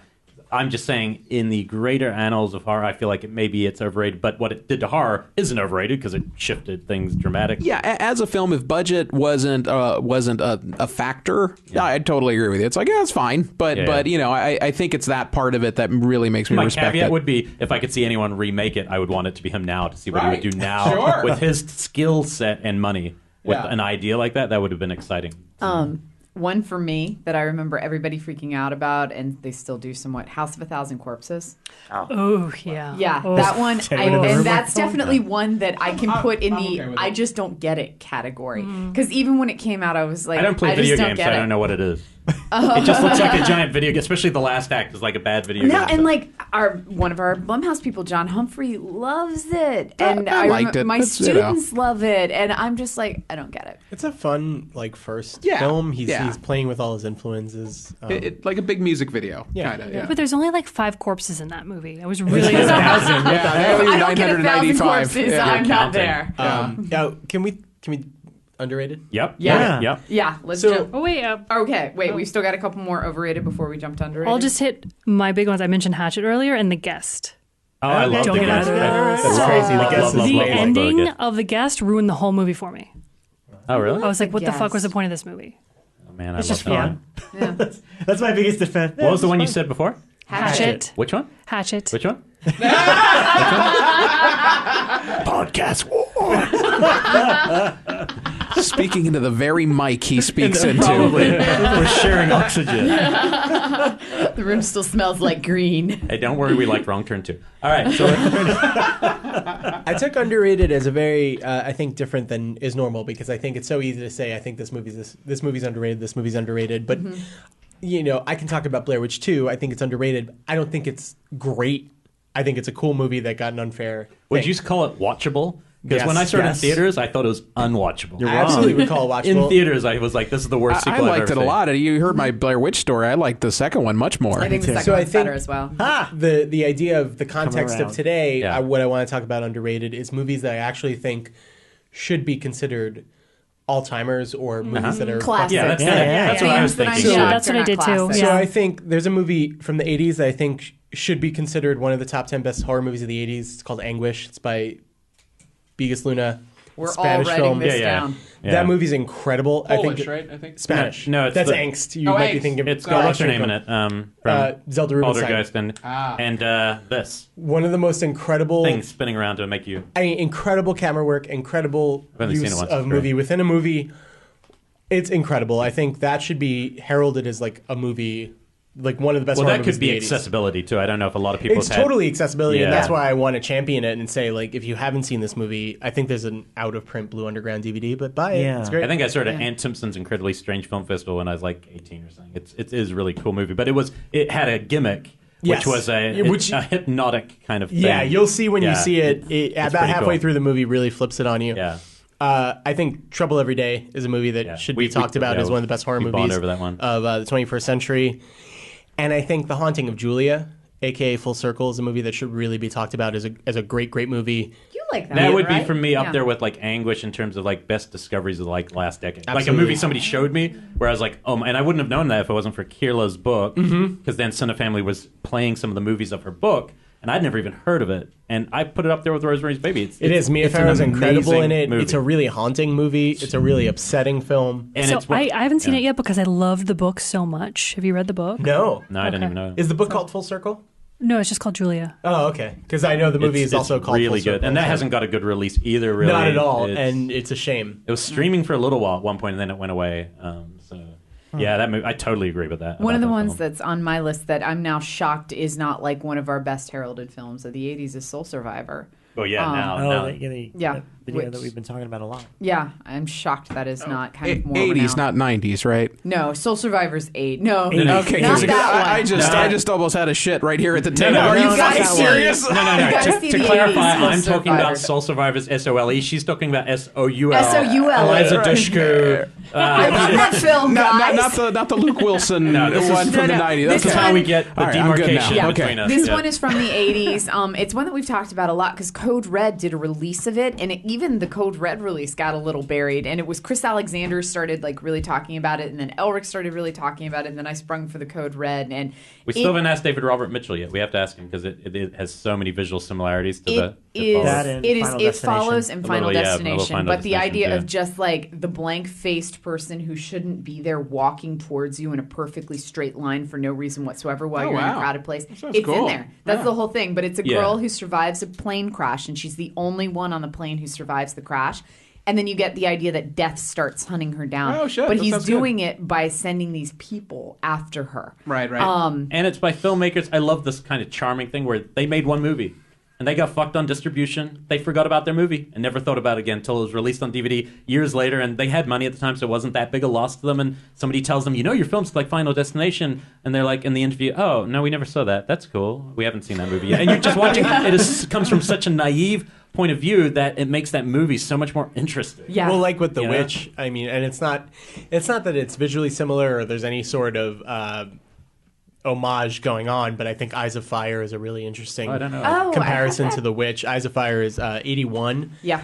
A total like low budget period film about colonists who go off into their own little area of the forest, and one of them's this sort of witch doctor, and he has his villagers in his sort of spell, and they awaken these spirits in the forest. And it's really upsetting and really strange and sort of Hard to find as well. Yes. Yeah. I have it on VHS. I think somebody's been discussing that lately. Maybe Cinefam. It's been screening around. It's screened at Yeah. Cinefamily. It's screened in New York Yeah, I saw recently. a poster, and I really wanted to go because I hadn't even heard the title before. Yeah. That's always exciting. One that I definitely think should have been like an instant classic, like in the realm of like Cabin in the Woods for me, was Drag Me to Hell. Yeah. Yes. I put that down too. Yeah, that one, I mean, like fans watched it and went, huh. And then it just fell. And it's one that I still am like, that was like one of my fucking best movies of that decade. Straight dummies. Yeah. I wish it was R. That's my only. I wish it was. Well, an actually, you know R-rated what? I have you seen the uncut version on the DVD, No. which is technically the R one? And I've said this before in the last couple episodes. I actually argue that the PG-13 one is better because of context. And really briefly to explain to Mike, sorry audience if you've already heard this. Perfect scene example is there's a moment where she finds out that she might be able to buy herself time if she kills the cat. Right. And in the theatrical PG-13, it's like she thinks it cuts, and then you just see the dirt roll over. Right. And it's a great laugh. You're like, Right. oh, what a great moment. In the R-rated cut, she very slowly, it's mean-spirited, she very slowly picks up a knife, goes over there, and repeatedly stabs the cat, and blood is hitting her in the face for a minute. And then it cuts to that moment with the dirt. Oh, that's no good. And when you see it that way, it's like, it doesn't get that laugh. Without seeing it, it's just one of those, man. I'm just saying that blood resonates more than saliva for me. That there's a lot of bodily fluids. It's a very gooey movie. You want more blood but in I it. want blood. That's all. That's all I'm saying. But yeah, no, I love it, though. appreciate But in the room, PG-13 it was so cut. much fun. I remember just seeing in the theater my going, gosh, this is yeah. the most fun I'd had in a while. Yeah.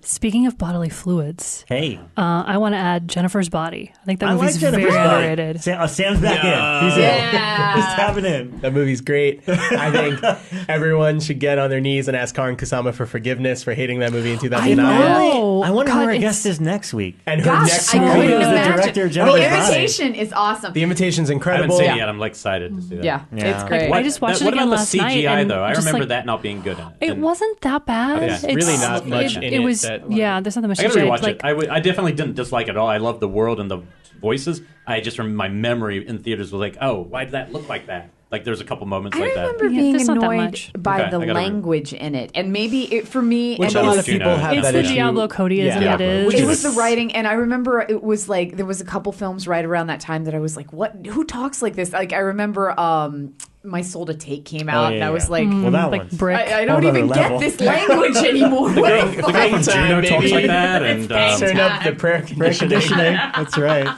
It's a really special 2 or an movie. 8 or whatever it is. I've said it before, but with Jennifer's Body, it just feels like that weird movie you would have found on HBO when you were young, late at night, and you're like, "What the hell is this?" It feels like it was made in 1985. It does. And It has I feel that like vibe. if it hadn't had Diablo Cody's name on it, and it had been made in 1985 with all practical, and again, I don't think there's much CGI, it would be much more beloved because it's a great movie, and there's parts of it that are really genuinely terrifying. And that's the thing. That dialogue is not far off from any of your late '80s movies that you watch. That's true. That's the It's thing. not. It's her not that name different from that Night of the gets people. Comet. Her Yeah, name people gets just hate people her. riled up, Night of and the it's Comet. very frustrating because even when Juno came out, people would go like, "Who speaks like that?" And it's like, who said it was supposed to be realistic? Right, It's yeah. a stylized. So is Stylized this movie. actually a unanimous one? Are we all on Jennifer's Oh, yeah. Body? I think love Jennifer's Elric, Body. or where are you? Are we I'd still give a thumbs up. all right, We're gonna thumbs go- up all right, around the good. table. All right. Jennifer's Body. And Yeah. I also have the Fright Night remake, which I thought was fucking great. You know what? I've grown to appreciate I like it that. more. I thought it was fun. Over Not as fun as Come Friday on, Night Part Sam. 2. I have it. I You don't have like a love it? for it. No. I love the original. Well, they're different movies. That's the thing. They're very different. I like It's Friday what you're in Night the Part mood 2. for. Yeah. And Friday Night Part 2 is the greatest of all Friday Night movies. With the words Friday Night. All in right, it. now we're really out. No, it's true. Everyone knows it. You feel the same about Turek, Witch you hear War me, right? too. There's mad roller skates in Friday Night Part 2. That's pretty cool. Yeah, I love those ones. A couple underrated. I'll just throw one to. I think Cheap Thrills, because of the way it's distributed by a small company, I think that's a deeply underrated. I think it's one of the best movies. Just movies, not horror movies. Just one of the best movies of that. Got like last a year. 99 on Rotten Tomatoes. Yeah, Does but that I mean, count as underrated? No one's seen, no Nobody's one never has seen this seen it. movie. yeah, all I 10 swear to people who God. saw it loved it. Yeah. I showed it to a class. No one had heard of it. No one. This movie, outside of our festival, we are all either going to festivals or friends with people Or going to festivals friends on with Twitter. Trent's wife. Go out, Yeah. Right. exactly. Yeah. Outside of that bubble, people do not know this movie exists. More people know, say, about The Guest, because Cheap Thrills never been streaming on Netflix. That's one of the big differences. I think if that was streaming on Yeah. Netflix, suddenly she'd. Watching it again a second time recently and showing class, I couldn't believe how much I fell so deeply in love with it. The performances, the idea, the kind of the. And it's so visceral, Yeah, like more it's- so than some of these like movies with hatchet murders. I Just totally like, agree. ugh. I think there's more to it than, and I would kill for a sequel to this movie just to see the rich couple going to Thailand and doing something to AJ Bowen. I just can see that, like meeting him and snakes. I don't know what it is. So that's but- another unanimous one, I'm sure. I don't think anyone's going to No, argue and that I one. knew it wasn't because any of us would think it's bad. I think I mean because kind of like what he was saying about movies that the masses should be able to see. And I think because of its having a small distributor, a small but great distributor, is part of that. Well, there's a movie that came out late last year called Anguish. It's a newer film called Anguish. It's really terrific. Oh, really? Yeah, it's very small. I think Gravitas released it. I Okay. saw it at Fantasia last July. I think it's on VOD. I'm sure it'll be on Netflix soon, but it's a very small story about possession. Really hit me. I mean, it's very emotional. It's great. And it's all, I mean, it's 90% women cast. It's all like really strong performances. And it hits you hard. It's great. No. Sonny Malhi directed it. He produced The Strangers. Okay, this is a quick fire, so no long Okay. answers. The sequel that when you're in the theater, sitting down because you love the first movie or whatever, and you're so excited, what is the sequel that most made you just the most like, oh, come on? You know, is there a sequel like that really just upset you? Freddy's dead. Is that And the this 3D one goes back to Yes, the that's- prior that's debates. fine. I like Freddy's Dead. No, I know that. This is All I wrote is Freddy in 3D. That's all I wrote. before I couldn't scream through my computer to go, what the fuck? Yeah. I For a hate while that there, movie Mike would so turn much. off anytime there was a Freddy Dead Yes. reference on the show. He's like, "What? I'm out this episode." See, I'm with Becca. It wasn't my first Nightmare movie. It was my first Nightmare movie in the theater. I loved it. It Like- was my first 3D. Yeah. Yeah, but did you wear the Me glasses too. the whole movie and just get disappointed because it was only No, I last 10 followed the minutes? instructions. Well, you girls. But doesn't I this paid go? attention like to it's the Doesn't this movie, go back? Elric. Doesn't that go back to what I'm saying is that it so much depends on how you're seeing it. Yeah, I totally. saw it. I saw Nightmare on Elm Street in the theater. So by the time we got to that turd, I was just like, "Are you fucking kidding?" Yeah. If it was the first Freddy movie I ever saw, I'm sure I would feel very differently. I think that the first one I ever saw was like Dream Child. And so that for me was like right in line with what Freddy is. He is comedy. He is a stand-up comedian. And when you find out that Freddy's Dead was shot by a female who specialized in, or it might have been the writer, but the female who created the Freddy's Dead was sitcoms. That's all she had previously done was sitcoms. And then suddenly it's like, oh, the film makes sense. And Roseanne-Barr's in it. And the whole But thing he's is not a shot stand-up like comedian. a sitcom. Wes Craven created it, and it's a horrible, But horrific again, character. That's once what you've he been became. through Turned into 5 that. movies and he's a joke on the Tonight Show at that point. Like, it's where else do you go from that? But that's not a good thing. Yeah. But he puts people in video games. That's fucking hilarious. Yeah. I brought my DVD of Nightmare on Elm Street, Freddy's Dead, to work to have Brecken's Myers sign it, and he just sort of laughed at me. He was like, "Oh my god, you like this movie?" But I think sequels are up for this debate more than normal movies, because just like Sam was saying earlier on, like, none of us want to talk ill about movies, but I feel sometimes differently about sequels, because sometimes they are made, just like right now there's a Children of the Corn being made, just like there's another Hellraiser. They're being made for the most bullshit of reasons, which is so I can hold on to the rights. And I'm going to pile you with crap and ruin something that you love, or not ruin it, because you can't ruin the original. But I think it's more up for grabs in terms of us as viewers being disappointed. For me, the thing I was least interested in of all time is the Scream sequels. I flat out do not like the Scream sequels. I love Scream, and I flat out don't like any of them. There's parts of the... Sam's putting the headphones back on. No back interest. in the game. I think if I can be Elric for a second, the first 5 minutes of Scream 2 is pure cinema, and the rest of it is fucking shit. No, and even Scream 4 or whatever. The audio-visual chase in Scream 2 is incredible. I love it. I just don't know what it is about the Scream sequels. And when she needs to climb over the body in the car, that's great. There's two great moments in it, and the opening. Other than that, I don't think it's a great film. I love the first one, in but Scream 2 that are masterful. But what if Craven had never had any sequels made to any of his films? Think how great they'd be. There'd be no Hills of Ice 2. There'd be never no Scream 2. There would be no Dream Warriors, and even better, there would be no Dream Master. So how would Rennie Harlan have started his career in this country? That's very true, and I bow to you. With Prison. Or no Fort Fairlane. With Prison. That's right, he made Prison. We always talked about doing an episode where the sequel is better than the original.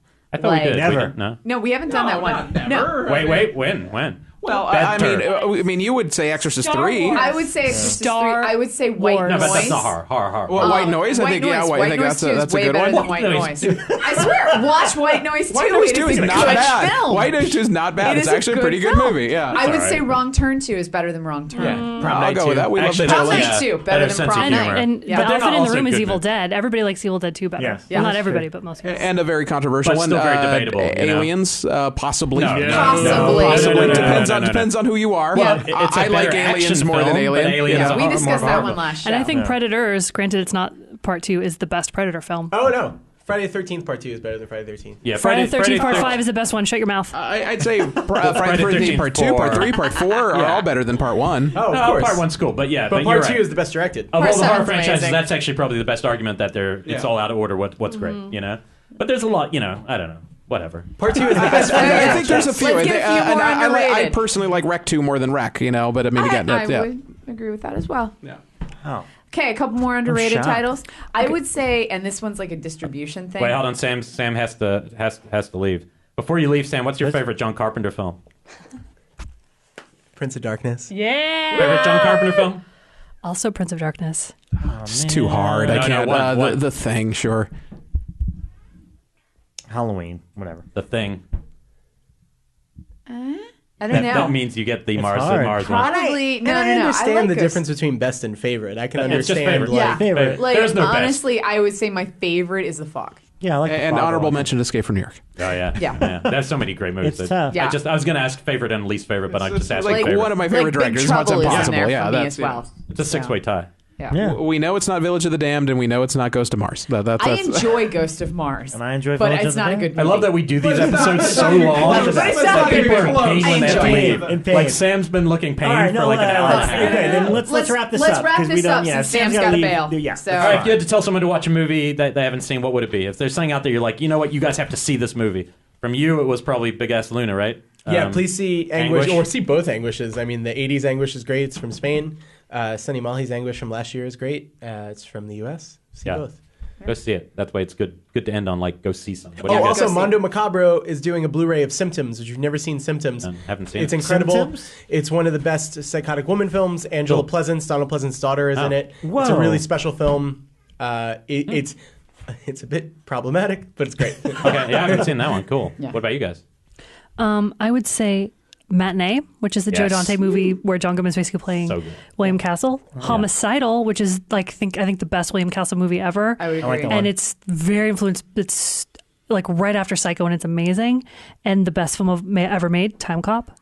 No, seriously, you guys, Time Cop is pure cinema. We got it. It is like so much fun, and it has some great sci-fi, and it's actually kind of scary. Who directed that? It wasn't Wu, right? Peter Hyams, I believe. Oh, Yeah, well, then you're right. Yeah. You're probably You just were correct. correct. You're probably Yeah. just correct. And nudity from JCVD and Mia Sarah. Oh, wow. All right. Whoa. So obviously you're going to say La Valentula. No.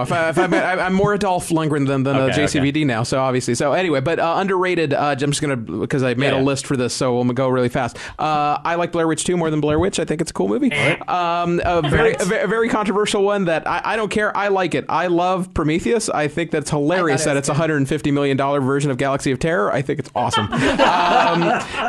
Movie most people haven't heard of that I think is good. Love Object by Robert Parigi. I think it's a very cool movie.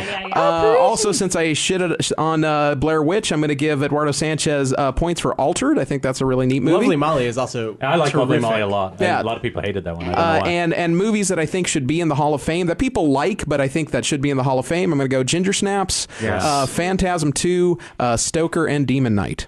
Demon Knight, yeah. Stoker I would say forever. Phantasm is still underrated. I mean, seriously, I still think it's one of the best horror films ever made. I'd put it in one of the classics. Yeah, I think so when I just the 4K think comes Phantasm out, 2 should be there. everyone No, I will think know it's about that movie. there. I mean, Phantasm to me is a classic. with so with horror fans. I bet you outside of horror fans, a lot of people have seen that Phantasm's movie. even a movie that I know a lot of people who love horror movies who just never saw it. It's weirdly a movie that people haven't gotten around to. It's a blind spot for a lot of people, and the 4K is beautiful. Yeah, if it hits Blu-ray, people are going to see can't it. wait. It's such a cool And then I movie. was also asked for films I can't stand. I'm going to go the Fog remake, the Omen remake, the Hitcher remake, and the Psycho remake. How many of those are Matthew Perry Holmes in? Is it two? I just knew the Fog. Sick burn at the end. I'm just going to say he's in 3 of those. Sick burn. Let's just put him in all of them. Okay, I'll jump in. So, films that you should see if you haven't. All the Boys Love Mandy Lane. Good one. And I'll say all of the films of Alex D. Iglesias. Sure. They're And the flawed. ones you could find. And they're somewhat awkward, but I fucking love They're pretty every crazy. single There's one. some great Even ones. the Day of the Beast is great. Day of the Beast. Last Circus is Last Circus. Last Even Circus. Dance with the Devil is I can't even remember what the Perdita actual Durango. Perdita Durango. It's awkward. Commonwealth but it's good. is- Commonwealth. Even Oxford Murders, which is just weird because Elijah Wood doesn't really act in it. He just exists, but it's Dying awesome. of Laughter, another good Yeah. one. The Perfect Witchin' and Crime. Bitchin'. Even the one that's in 6 films, films to The babysitter one. Baby's Room. Yeah, that's Baby's so Room, good. fucking I still horrific. haven't seen that. You always talk about it. It's really I'll see that one. scary. That's great. Yeah, so even Action Mutante is weird and kind of Japanesey, but really good. And then I will say films that should be considered classics that aren't Angel Heart. Yeah, sure. I don't know why that one's not like a canon. And then I also Pontypool for me. Like that was like reshaped zombies for me. Yeah, that's a and great it just one. kind of fell. I gotta So. revisit that one. It didn't work for me when I initially saw it. I like And that. but it was very hyped as well. Like, oh, it's gonna be like and nothing you ever seen before. It was like a game changer for me. And Yeah. then the game never changed. And I was like, what happened? We had Pontypool. Yeah. I All, thought- all yeah. of my recommendations have been mentioned by everyone in the room. The only one I'm going to throw in there, I want to give a little love for Chris Severtson's The Lost, which doesn't get mentioned a lot. It kind of came out in that period where Anchor Bay could do no wrong. You know, like there was fun things like Hatchet and Behind the Mask, and you kind of like, oh, okay, if Anchor Bay's putting it out and it's new, it's probably pretty cool and contemporary. But I remember, I think because after that, Chris made I Know Who Killed Me, which actually I meant to mention last week. I think it's a hilarious American giallo. It's like, Wow, that part might be true. He but that was doesn't- going for that, I think. I mean, that's what it it's seems totally, like. Boy, oh boy. It's totally giallo, and I get that, and that's why I think it's kind of fun and It was hilarious. incomprehensible. But you had an actress that but- didn't show up a lot of the time on set. You That know, I could be why it's incomprehensible. have to give him a little bit of But- slack on that one. You can give them slack, but a movie's a movie, right? It doesn't matter But- how it was made when we watch it on Sometimes No, things go but- out of our control, Listen, unfortunately. we're getting away from the one that I wanted to recommend, Okay. which is The Lost. I really like it. It's kind Lost. of. I remember it's been years since I've seen it, but I remember it had kind of that Henry Portrait of a Serial Killer vibe to it, where I just felt by the end of it, I was like, oh man, that was fucked up. Okay, all right, So, take us that's out of it. here. Yeah, we got to get a picture. Yeah, we're gonna get a picture. I'm just gonna throw ones I've talked about many times, but I still feel like no one saw Society when it got re-released, and God Ooh, told me yeah. to. I think Society is like, in terms of just practical effects and just this bonkers movie, everyone needs to see that movie. But thanks for everyone joining us for this crazy episode. Thank you we so didn't much. get anywhere near as drunk. But we obviously had too much to get through. Too much cinema, too much love for cinema. I That's had, right. I had an Enough beer. outline for Exactly, this one. enough. Not enough. We drank it all. Thank you, Paula. Thank you, Mike. Thank you, Sam, for coming on. We really appreciate it. We will see you guys next Thank week you for for having an alluded guest who we already kind of- mentioned. Yeah, okay. Hopefully she'll Karen be here. Kasamas. Yeah, Yeah, we cool. hope. Cool. All right. Bye, guys.